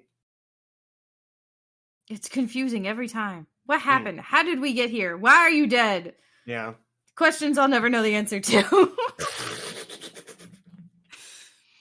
Meanwhile, like, when I'm dead, I'm like, oh, I know exactly what happened. Something came up behind me because I can't see out the back of my head. Yeah. I don't know how to fix that either. Ooh, but... that's a foot. Okay, so. Yeah? That's a skill that's a skill that I cultivated in Monster Hunter specifically, because I have a problem with the lock-on. Like, I started playing Monster Hunter in 3U, which is admittedly when like a lot of the jank of the game started to be minimized because like I guess they just had a better budget or whatever. Mm-hmm. But one of the things that they added was a lock on that I hated because like when you lock onto the monster, it makes it so that you're always looking at the monster regardless of what your character is doing. And so like gross. yeah, so it'll like jank the camera around, which was unpleasant to say the least. And so the monster would move in ways where like they would like dance around me where they're not necessarily on screen. So one of the skills that I ultimately had to cultivate was keeping track of like where the monster was about like, I don't know, 5 character lengths from where I was standing. Oh my god. And like that required, you know, getting used to how the monster would move and like associating that with sound cues. And so like I could keep track of like Zinogre, for example, the big like lightning lion that I love. I know when like it jumps over me, and then like I can tell based off the sound cues whether it jumps like left or right. And when it dives at me again, I can use that information to dodge out of the way, even though I haven't seen it in about 4 seconds, because I know how it's moving, and I'm like aware of like a certain distance around my character. And that's the thing that like literally takes time. I don't think there's a way to teach that outright. If someone does know how, I'd love to see what that course looks like. But that is one of the things that I use in Salmon Run that's really useful to me. It's just keeping track of like what's moving around me, and by just like getting used to how the you know the Cohawks and like the bosses move in general, so that I can navigate space that's bigger than like my physical character moving in it. Okay, and you do this with the sound cues? Yeah, and I know that that's difficult for you because of all like the noise that the Salmon Run stuff does. I'm just saying that's how I do it. Oh my god. Brian, you may not be aware of this, but I mostly play Salmon Run mode specifically with the sound off because the all the music and stuff, like, it just stresses me out. And so I've been playing it deaf the entire time. It's just like things are happening. Yeah. You know? It's very silly. I'm honestly impressed at this point that I've made it this far with no sound. It was kind of funny that one day when Tegan, like, she wasn't able to get the sound working, but she was just playing a lot better in Salmon Run. And I'm like, huh, that's crazy. Yeah, it was just like, you did really well this time. I was like, yeah, I wonder what that's about. And then, like, literally we got it working, and my performance immediately tanked. Immediately. Yeah. So yeah, the sound at least is a detriment for Tegan, at least with like the density of it, of all the noise and whatnot. Ugh. I'm still not sure what to do about it, and I do think no sound is a band-aid. It's not a solution. Yeah. No, I agree. All because I want to get good at a video game. Isn't this ridiculous? I don't think so. What if it wasn't a video game? Because that's the way I look at it, right? Like, it's just like you want to get better at whatever you're doing, and like it costs things. It just does. That's what it is. And like whether or not like the end result is valuable to you, I think is like a personal decision. And I don't think it's fair to like weigh it against like other systems of value in this particular case. You know, like being great at like Splatoon 3 may not make you money. It may not like win you fame or like love or whatever. But like if being better at Splatoon will make you happy, I think that's enough. This is a good transition, actually, so I'm gonna jump on it. You know what will win me love? Getting good at Dark Souls. You just need a different controller. And then it's fine. Unironically, though, getting good at Dark Souls. When I played the other day, and I came home, I was like, I made it this far in the game. Alex was so impressed. He was like, "Oh!" he was like, "It's so cool and so sexy that you want to get good at this video game that I play all the time." And I was like, "Yeah, it is. Heck yeah!" So if I get good at Dark Souls, that will I don't know, increase my love score or whatever, make me more appealing in the shoujo anime I participate in, I guess. That could be cool. Yes. Like, it's so silly, but it's so cute. He got so excited. He was like, "You got really far," and then he kept saying, "I hope it doesn't sound like I'm being like dismissive or like patronizing about like your efforts, but like I'm really impressed because when we were doing it before, like I could tell it was really hard." And I'm like, "Yeah, but I can't play for too long because then my hands hurt because the stupid Xbox controller is too big. It's dumb. I need a small one. Xbox controller for babies. Where's that controller?" I hope they're developing the technology. I hope they're developing the technology for my tiny little baby hands. Microsoft, listen. I know you listen to our podcast, obviously, because we're so cool. Consider smaller controller. I forgot to make that meme, but Brian doesn't have a new best friend yet. Fuck. What? When Brian was talking about how he no longer believed in Phil Spencer like a year ago or whatever, I had the idea to make like one of those memes where like friendship ended with Phil Spencer, like yeah, like blah blah blah is my new best friend, but Brian doesn't have a new best friend yet, so like I'm saving it for that. But that was a thing that I immediately thought of, but I didn't have a replacement, so the meme would have been incomplete. With the fucking blue with green and purple word art and everything. Oh my god, it would have been so good. It would have been so good. God damn it. One day. One day soon. Brian, we gotta pick a new best friend. True. A noble task. A noble task. One of the friends of the show did the gamer motivation profile, and they are a Slayer gladiator, it turns out. Amazing. That's actually real. He's also a Slayer gladiator. That's 100% true. Yeah, we redid it. My thing completely changed. I'm not a Slayer gladiator anymore. I'm just a bard. I'm still bard coded, but I'm a ninja now, as opposed to I think I was like a champion before, maybe or maybe it was a Slayer. No, it wasn't Slayer because Tegan was the only one that got Slayer. I think I was Slayer gladiator, and it's like, and then I took an arrow to the knee. I think I'm just not as I think the thing that I'm looking for in video games is different now, because the things that I want to be for a Slayer gladiator like are already, those needs are being met. So I think there's specifically like a good storyline deficit in my life right now, and that's why I've like pivoted hard into bard. Okay. Because like I've been playing Final Fantasy, I've been playing Dark Souls, and I've been playing, like Salmon Run, and so like my needs to like kill things and be better and learn difficult mechanics are all being like satisfied. Okay. But I don't have anything that I'm just like, I want to see what happens next in the story, Real. I hear that. This is why, Tegan, it's time for you to enter the world of assassination. Oh yeah? Hitman? Mm-hmm. Or Assassin's Creed?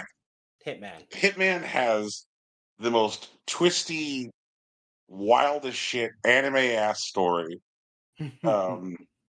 There's secret brothers. There's betrayals. They're yeah. We got to get you to do specifically the World of Assassination trilogy, which definitely ends with like a very very like the canonical like ending of the third game, where you're like, what a nice bow they put on everything. And there's lots of like level design as narrative callbacks. So you'll be like wandering around a level and you're like, oh wait a minute, is this, oh no, and like lots of moments where you like realize that something fits into like the larger story in a way that you didn't expect. Okay. Like geography as foreshadowing, or like there's or characters come back in unexpected ways.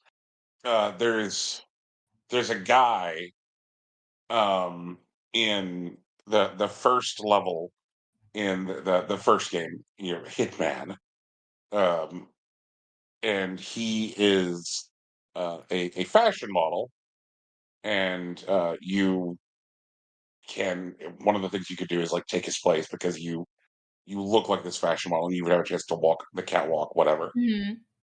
But in the last level in the first game, there is a guy walking around in this luxury hospital whose face Ooh. is covered in luxury hospital in Hokkaido. Um, and he's got his like face wrapped in bandages.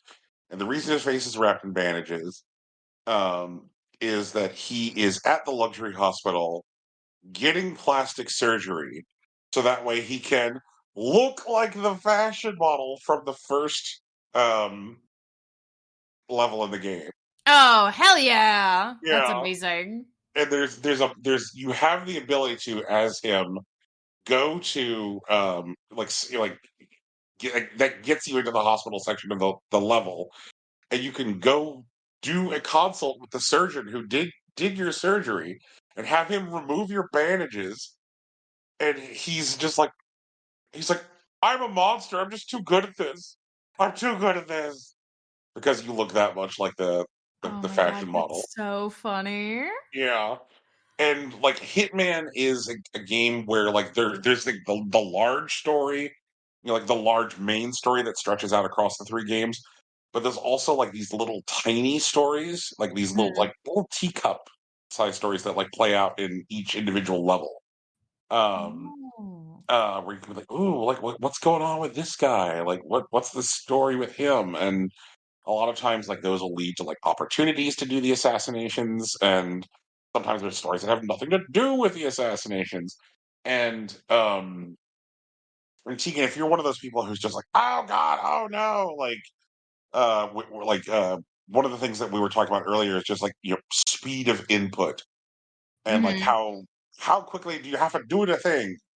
um what I could say is that like there like I have dumped thousands of hours into Hitman, Mhm. um, because I am a guy who will never need to get into a high speed, high stakes shootout in Hitman, just because that's how I play the game.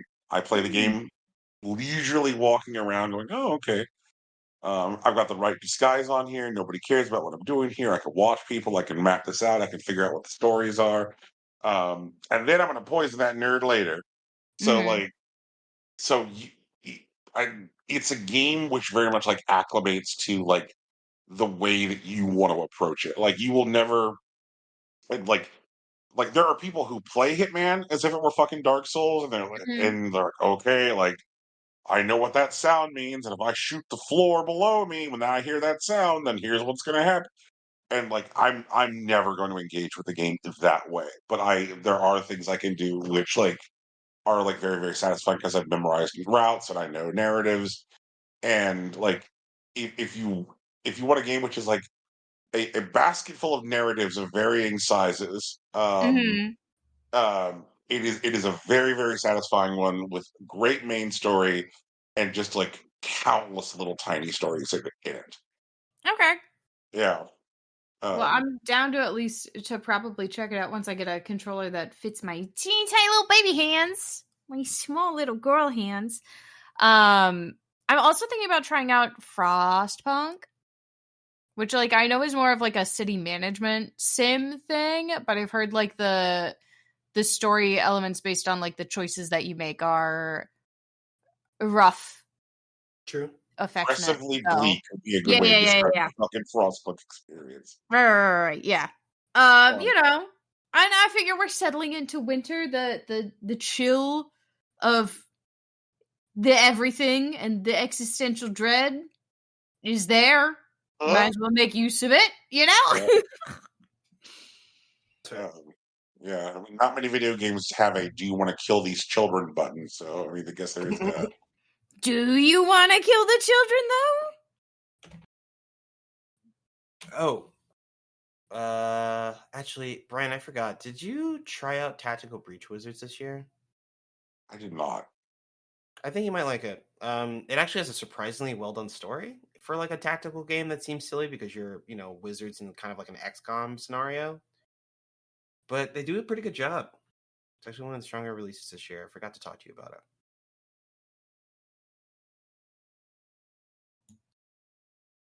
Breach Wizards. I'm doing a tappy tap so I can look at it. Oh, sure. I can't remember how you feel about tactics games, but I think Tactical Breach Wizards is silly enough that I think you'd enjoy at least watching it. Oh, this is adorable! This is adorable. Oh boy! Okay, let me see. Where is it? Where does it live? Steam, I think. But okay. I think it's on Xbox. Let me just double check. It's so fucking silly. Oh my gosh. Oh yeah. Tactical Breach Wizards. Yeah, PC only. It's 380 so far.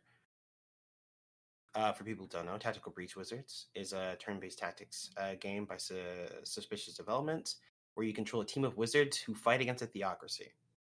The missions are humorous and involve espionage thriller elements, and it's available for Windows, and it's doing pretty well on Steam. You can summon ghost cars. Oh, yeah. This is very silly. Mm-hmm. The Navy Sealer? Oh my god, instead of a Navy SEAL. This is so silly. I do like tactics games. Because, I like Unicorn Overlord. I like the Fire Emblem. You know? True. Yeah, maybe it's worth a shot. It's pretty good.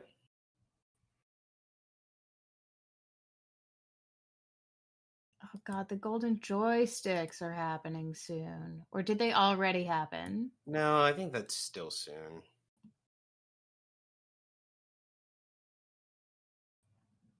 Oh fuck, maybe it didn't. Let me see this.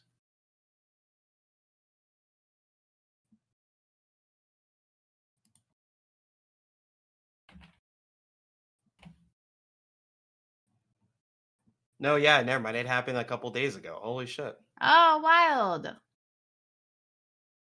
Balatro won. Oh, wait, no, not Balatro. They were up for it. But Ultimate Game of the Year actually went to Black Myth Wukong. Oh, really? Yeah. Even though Balatro is the one sitting in the Ultimate Game of the Year thing? Yeah. It was nominated for sure. Balatro won Best Indie Game and Breakthrough Award Critics' Choice.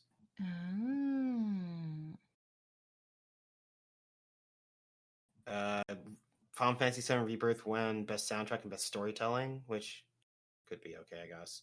Visual design went to Black Myth Wukong, which I think is a little telling in this case.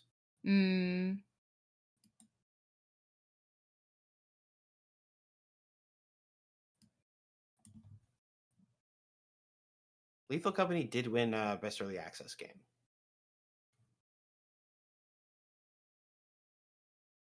I do remember what game Lethal Company was. Yes. Okay.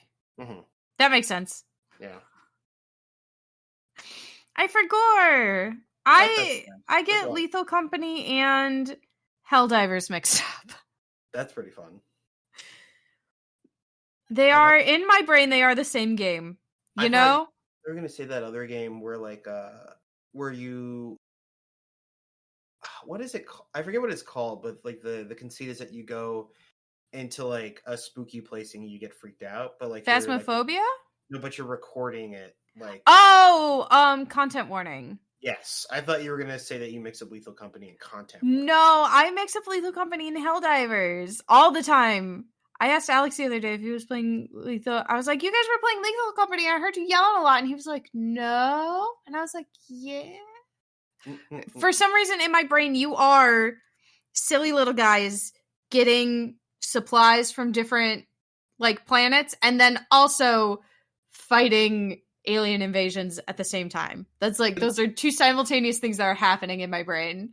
And it's just like half the team is over here doing the funky little dances, and the other half of the team is fighting for their lives.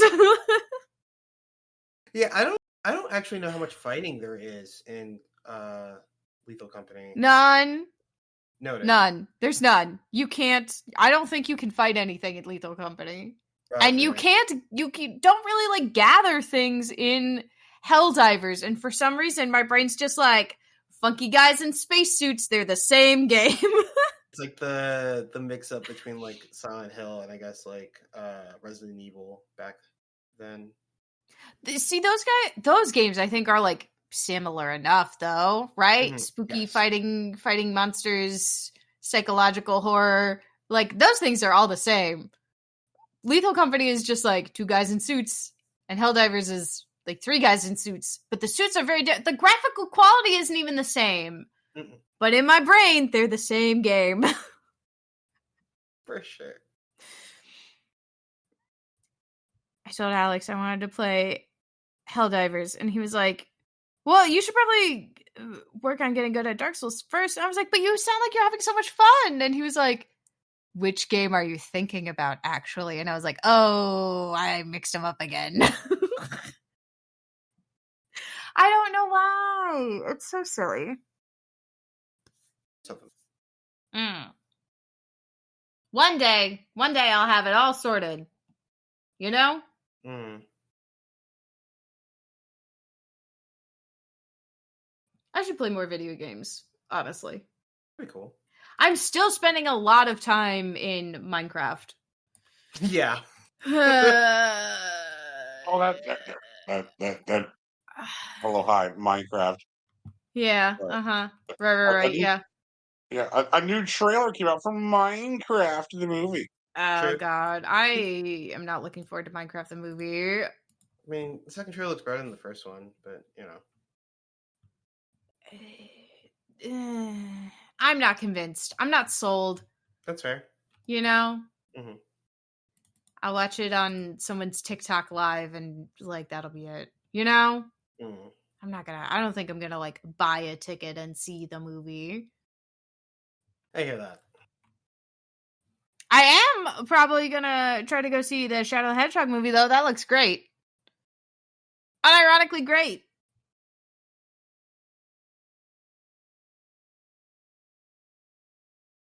Can't I wait to agree. hear where a 14-year-old girl dies.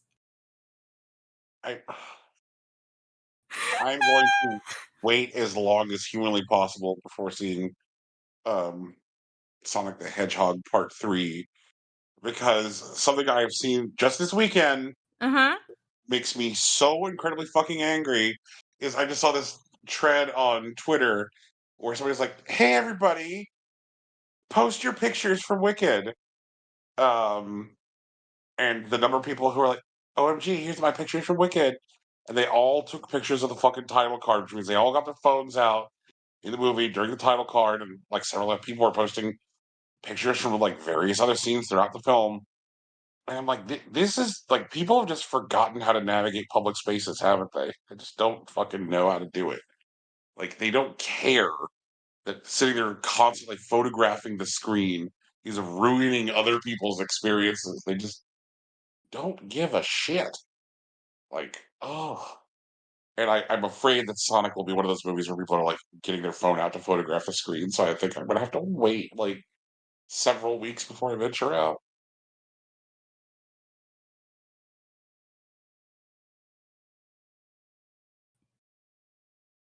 Maybe I don't understand.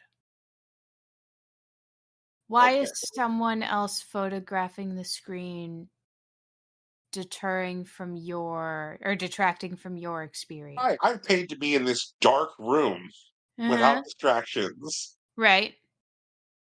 Now somebody else is like, oh, I'm in a room where other people have paid to be in a dark room without distractions. Let me get out my bright thing that creates fucking light and hold it up to photograph a screen. there was a movie I went to see about a month ago where someone was literally just sitting there on their fucking phone, um, scrolling Instagram, like in the theater. They're just like sitting there, like, and it's just like a lighthouse. It's just they have brightness all the way up, and I'm just like, what are you doing? Went and like got theater staff to like toss their ass out, um, which did happen, and so I was like, thank goodness. Like it's a thing which is like incredibly rude and is not mindful of like how other people are like using the space and what the etiquette is in the space. It's like getting on the subway which is packed, and when you see two seats become open, sitting down in one and putting your backpack on the next one. Like it's etiquette which is like neglectful of other people sharing the space, or it's like farting in an elevator. Um, like other people have to be in that elevator. That is the problem with people using their phones in theaters.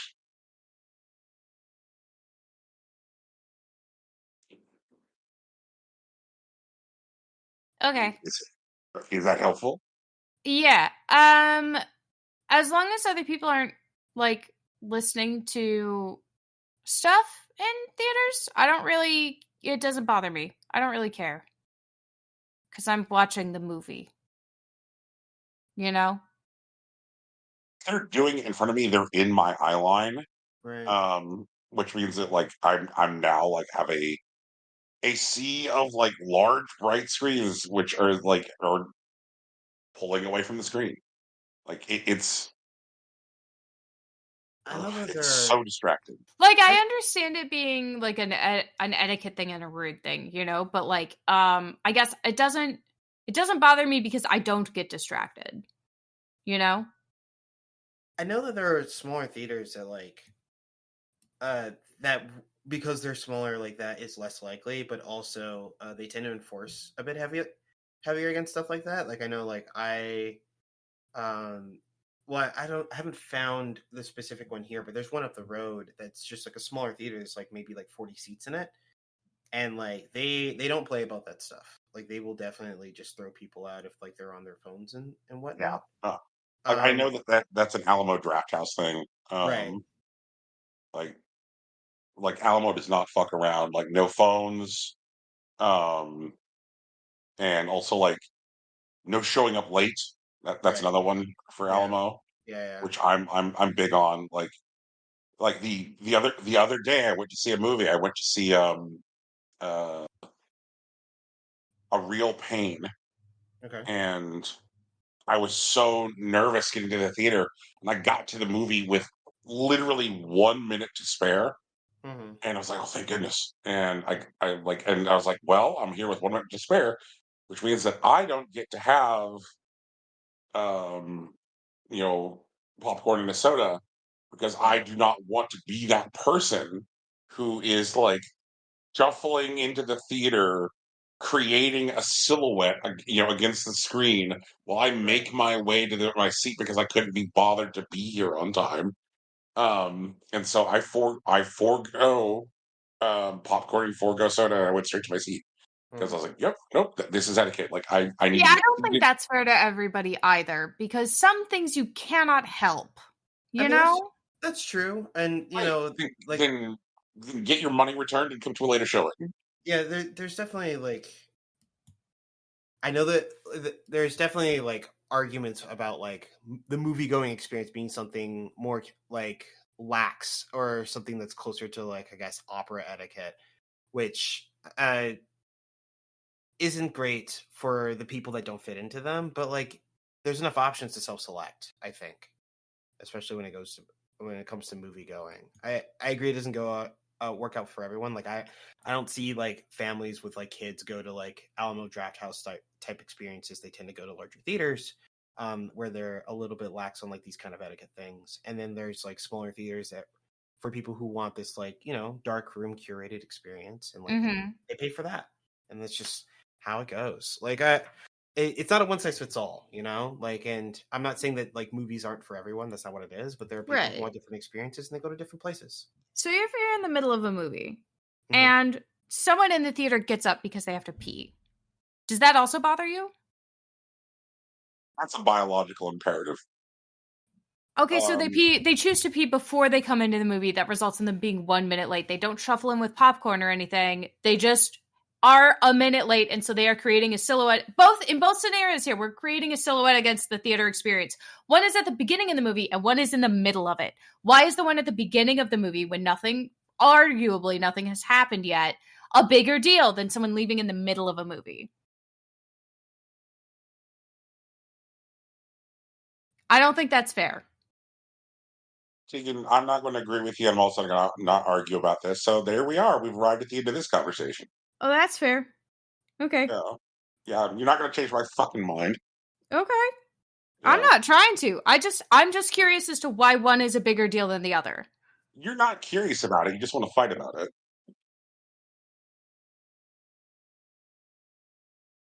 Okay. Yeah. Like you like I detect no curiosity. You have no interest in this. You just think I'm wrong, and I want to find some kind of logical fallacy, which is why I'm not going to engage with it. I want to know so that I don't disturb your moving experience in the occasion that we actually are able to meet up in person. Because I am a person who does sometimes get up in the middle of the movie to go to the bathroom. And I want to know if my coming in at the beginning would be worse. So, like... And why? There are when people get up during the middle of a movie. Here I am engaging with it. Shame on me. No, I'd like you to engage with it because I am actually curious. Right. When people get up during the middle of a movie, and I'm going to like cite what I'll call like the top two reasons for getting up during. You know what? I'm going to go ahead and add a third. Like here we've got like reasons to exit a theater. One, your body says, hello, hi, you just had a 36-ounce Coca-Cola. The time has come. Like it is, you just have to. You're like you have to respond to what your body is telling you to do. If you don't do like that, number one, that's not good for you. Like, it is bad for you to hold it when you gotta pee. So go pee, for God's sakes. It's okay. Reason number two, you are a responsible and conscientious person who silenced your phone when the thing said silence your phone, but you can feel your phone vibrate and you're expecting an important call. And so you exit the theater instead of taking the call in the theater like an asshole. Right. Okay. Completely understandable. Yep. And reason number three is you're a parent and you have brought a child with you to the movie, and either it's a baby and they've started crying, or it's a young child and they're now like acting out in a way which is like very obviously unacceptable for this space. Right. And so you were going to exit the theater with your bambino until said bambino is settled down. In all of these situations, like I think the reason for exiting the theater is like important, and in 2 out of 3 of those situations creates a better viewing experience. I understand. Yeah, for the folks around you. Like you know, like your vibrating phone is disappearing, and like you're actually doing the right thing. Like you're like, oh, like you know, yeah, my bad. I'm so sorry. My bad. Yeah, I get you. Yeah. Okay. Yeah. And like for reason one, like I said, it's a biological imperative. And so like I am like in those situations, like okay, whatever, cool. Like I get it. You like there is a reason to stand. Is your silhouette optimal? No, but I understand. Okay. You know, I understand you have to pee. I understand you're exiting the theater to take a call, and so like it's cool. But if your ass couldn't be bothered to show up on time, that's on you. That's a a priority and a space thing. And like I said, like it's perfectly fine to like if you're late, go to the box office and be like, "Hey, I'm late for this. I just want a refund." And like, don't even like ask for your money back. Just ask for like a voucher or a pass for a later viewing. Most theater chains are perfectly cool with this. Absolutely cool with this. And then just go to another showing when you can get there on time. It's fine.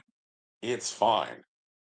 Um, like showing up late. Also, when you like show up late, um, they're like you're moving more slowly entering the theater for the first time because most theaters now use assigned seating, and you're like, oh, I'm in J8, and so now the lights are dimmed, and you're trying to figure out which row is J and count down like, oh, that's me, that's J8, okay, and so like this is a process that would have gone more quickly had the lights been up because then you could have seen the floor markers for rows and columns. You could be like, oh, okay, that's J8. Like, so it takes longer to find your seat when the lights have already been dimmed.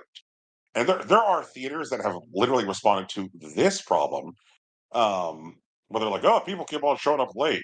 Well, how about we just leave the fucking lights on during the trailers? I hate that shit.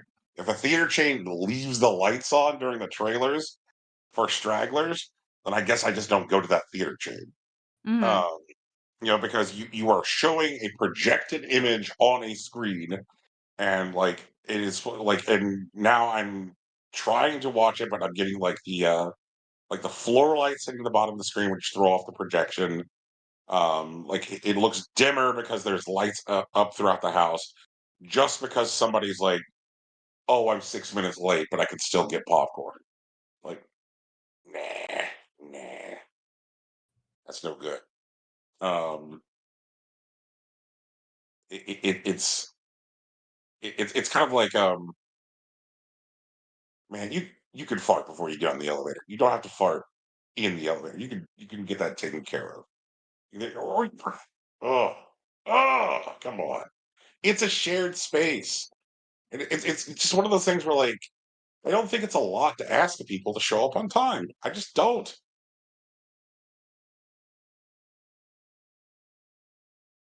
That's fair. Okay. Thank you for engaging with me. I understand better now. Okay. Cool. The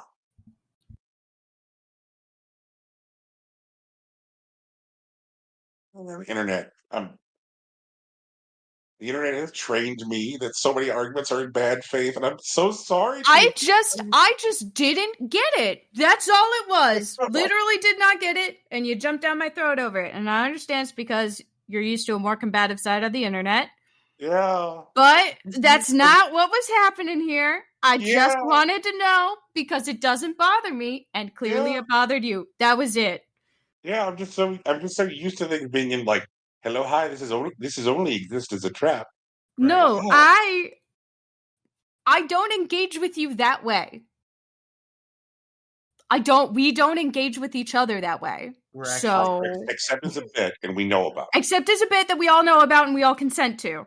You know? So like, whoo, big breaths there. Jeez. Yeah. I'm just saying.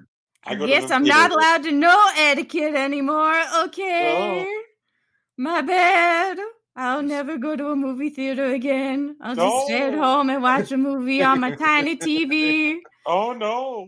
I can also, do whatever. Have my popcorn and pause it when I need to go to the bathroom. I'm a big fan of like when at home. Oh my god! Like, oh man.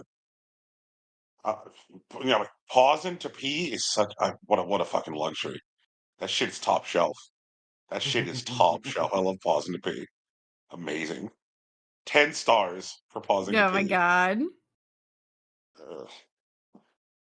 Because I'll tell you what, when I go to a theater, I'm like, okay, what's the run time of this movie? I want to do the ill-advised thing. I have had to do the run shuffle after a movie because I'm like, I ain't missing anything. I don't care. I ain't missing anything. Mm-hmm. No, that Yeah, makes sense. That tracks. yeah, I get that. yeah, yeah.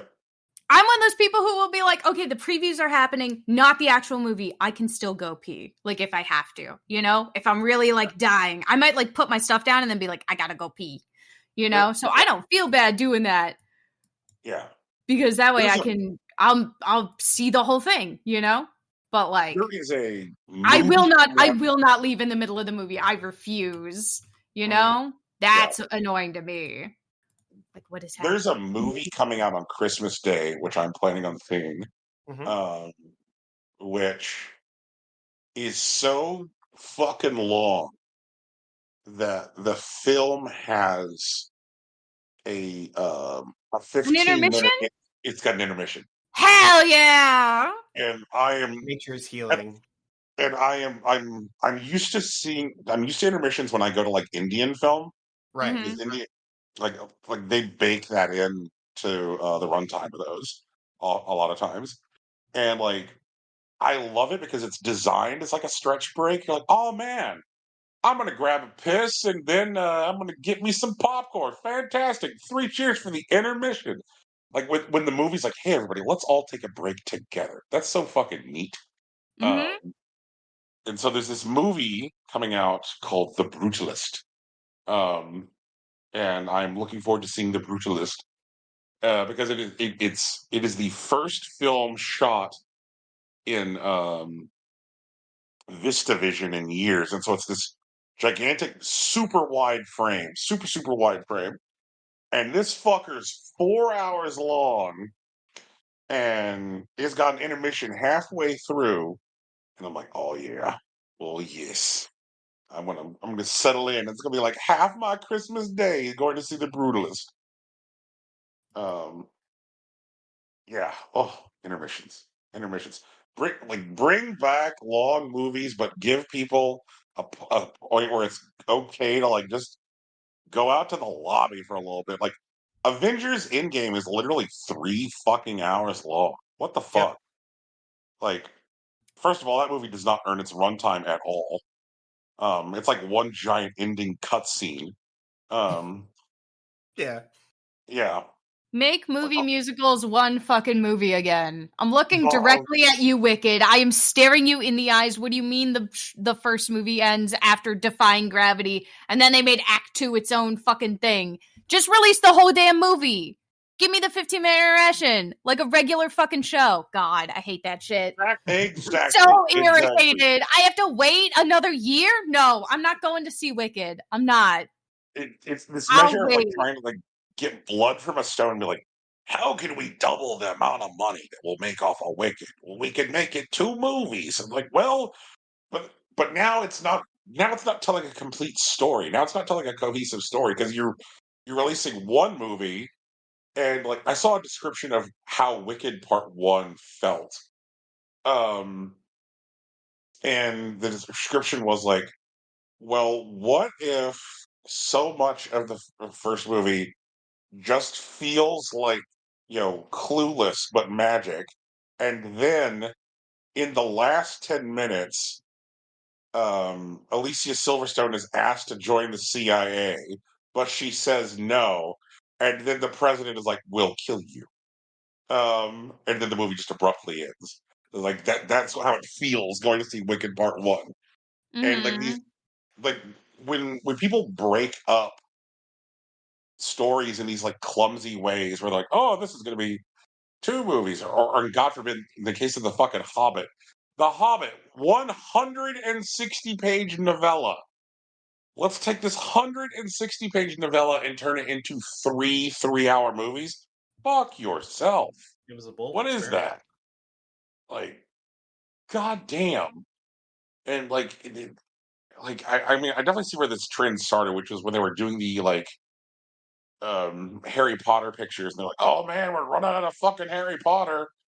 I guess we got 2 Deathly Hallows, or you know, what was it like, Mockingjays Part 1 and 2?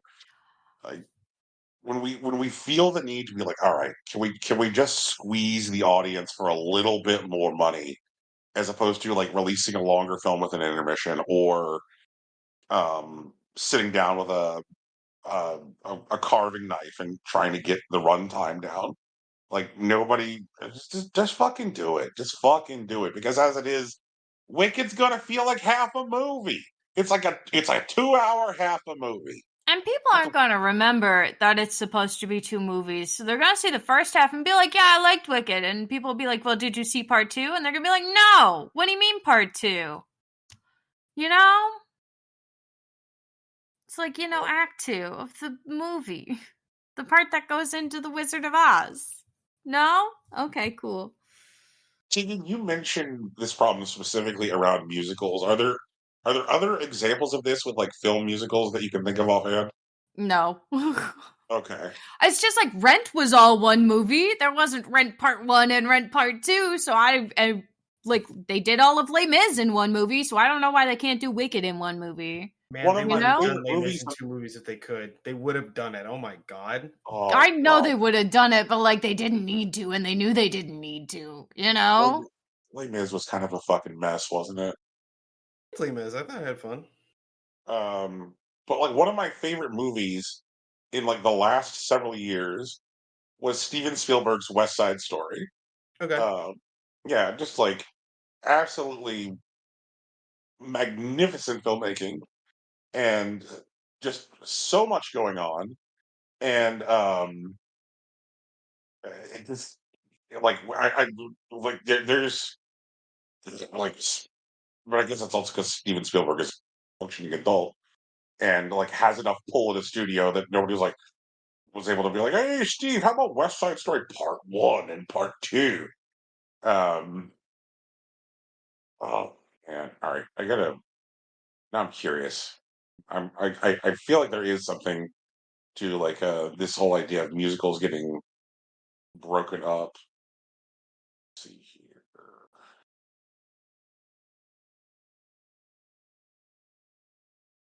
Probably the reason that we can't think of them is they just become they become so like uh forgettable as a result of getting broken up. Um, here.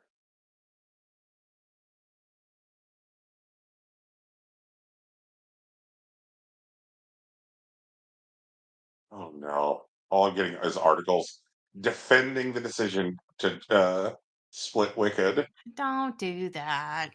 Yeah. Here's a Don't do headline for that. you.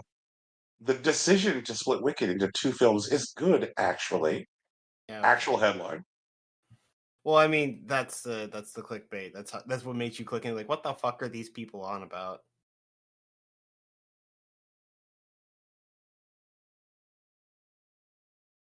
I like it. Hot take.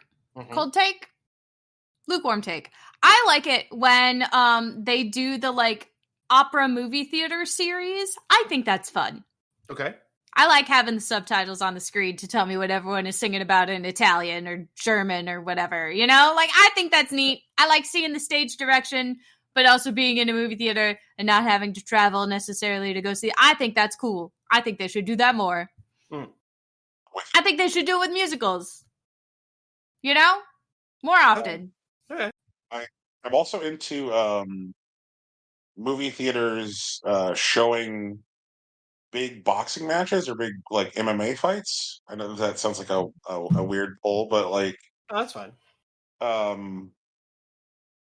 like so much of like the idea of like a big fight Mhm. is the idea of it being like a shared communal experience. Yeah. Yeah. And like the way that people originally were watching big fights Mhm. when they couldn't afford to get tickets back in the day, Mhm. was to go to a bar which had purchased a closed circuit broadcast license. Like Louis Tavern is gonna have the fight. And then like you would go to Louis Tavern and have to like pay an admission to get into the tavern and watch their TV Mhm. and then drink there. I'm like, oh, like putting like a boxing match into a theater gets it closer to like the seating configuration of actually going to a fight. True. Yeah, and like it also removes the like the burden that would exist with like the closed circuit like back in the day where you're like, well, if I'm going to Louis Tavern, then I guess I'm going to have to like drink.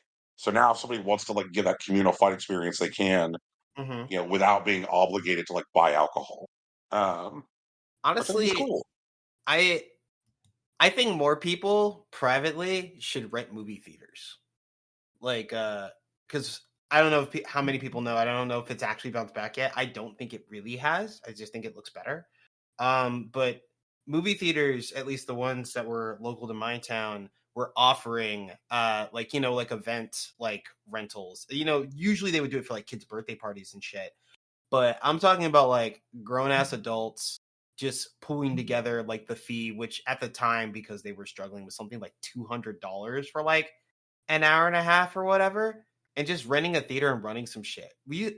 I knew a guy that like rented a theater semi regularly, usually for like larger like local tournaments, like a regional or something, and they'd run Smash Bros in it.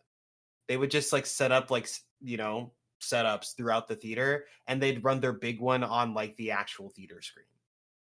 Yeah, That that's was great. cool. That's great. My the local chain for theaters here in Arizona, chain called Harkins,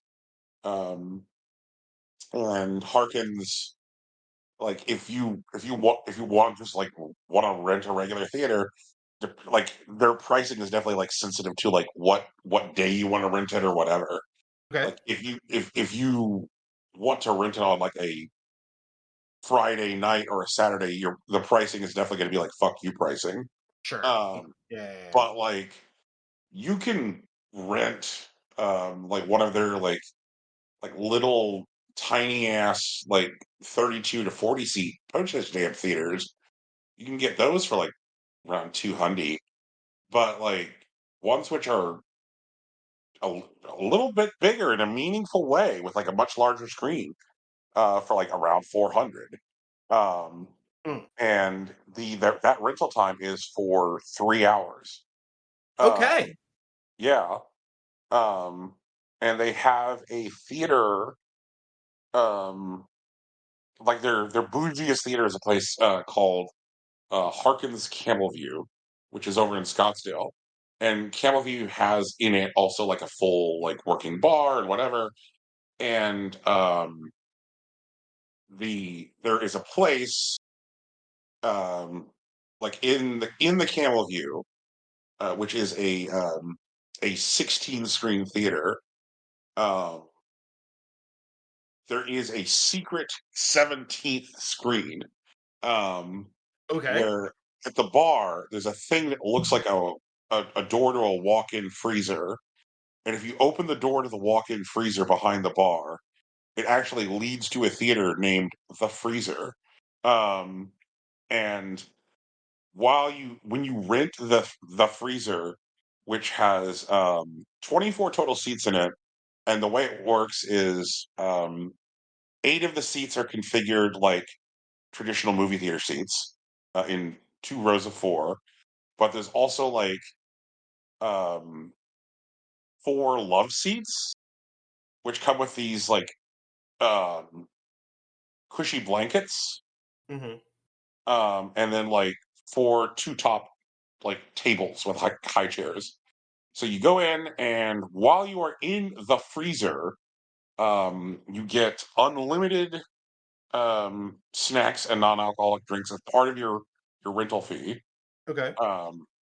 So you just get into stuff, um, and there is a call button and a soundproof room antechamber between the theater and the bar. So that way you can get your on-staff concierge um, to bring stuff to the theater during the film. That And they're like, sounds yeah, cool as hell. What yeah. up? The That future sounds is like now. the best fucking birthday party ever. Are you kidding? Fuck your sleepover in your stupid blanket fort. I want to do movie theater with private concierge. Apparently get to keep the blankies from the love seats. Blankies? Souvenir blankies? It's Even probably better. better than washing them. That's real. I'm with it. Yeah, so I'm like, oh my god, and your rental fee includes them booking whatever movie you want for the freezer, so it does not have to be something which is currently playing. I'm like, so you're telling me that I can sit in the freezer and watch Michael Mann's Miami Vice? Yes. Oh, that's what I'm fucking talking about. Man, god damn it! Now I want to rent the freezer. I hear that shit. I hope it's cool. You see, the freezer, and the freezer isn't like, obviously there's more than okay. Guess the price of the freezer. This is funny. What do y'all think renting the freezer costs based on the amenities provided? It might be significant, but I'm gonna go high, and I'd rather be surprised. I'm gonna say $700 for 3 hours. I was also gonna say $700 for 3 hours. That sounded right to me. Fortunately, both of y'all came in low. The freezer $1,500. It is $1,200. Damn. $1,200 to rent the freezer. But it's one of those things where like, that sounds nuts. I'm still down. Yeah, like if you actually had 24 people, you know, it's $50 a pop for the whole $50 thing. $50 a head. Unlimited drinks plus a concierge and a free blanket. Yeah. God damn. That's real. Yeah, it's one of those things where I'm like, maybe I should just rent the freezer and then like send like engraved invitations to people like, who are cordially invited to watch a fucking movie in the freezer. I mean, that could be cool. Yeah. You're cordially invited to my fucking birthday party. Right. It's gonna be dope as hell. True.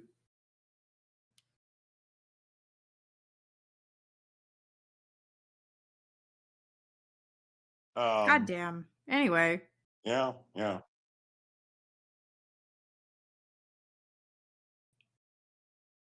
We have other business that we should resolve today. Have we podcasted? I mean, this feels like a podcast. Yeah, it sounds like a podcast. Let's call it a podcast. All right, everybody. Thanks for hanging out. This has been another episode of the Impossible Coin Podcast.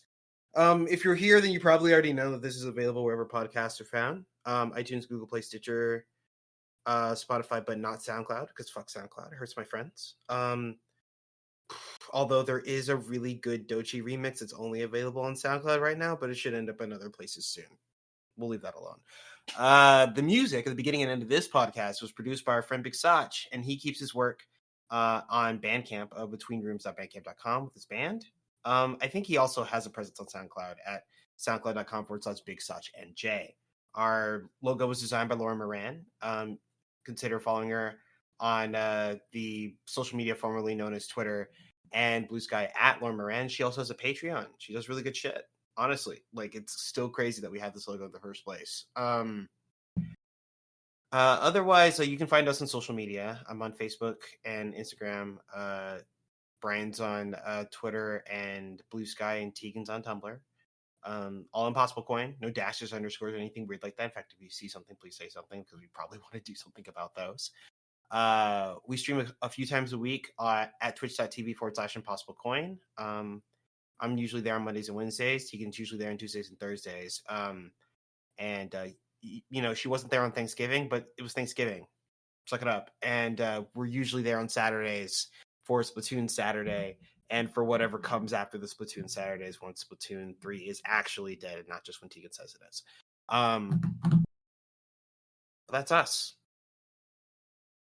That's the show. You say it's dead once as a joke, and then everybody gets kicked out of the room. Listen, I didn't mean it. She's gonna be like those people who refuse to log on to Halo 2. Oh no! Oh God, could you imagine? Could be sick. I wonder how long you could keep a working like Splatoon 3 game going. It's really gonna like vibe out, but I want to see what happens. Of course, you can play anything on Switch. I want to be like, Yeah. they got to make a movie about those guys who Microsoft sent in to the Halo 2 squatters. Like, hey Honestly, guys, I could see a documentary about it, but I hope that they actually do like a really silly like mini series about it on Apple TV Plus. man, I'm just saying now. I just want to see like basically the entire cast of It's Always Sunny is in this movie. Yeah. Yeah, solves most of our casting problems right there. All right, everybody. Well, thanks for hanging out. Peace. Bye. Thank you for watching. It's official.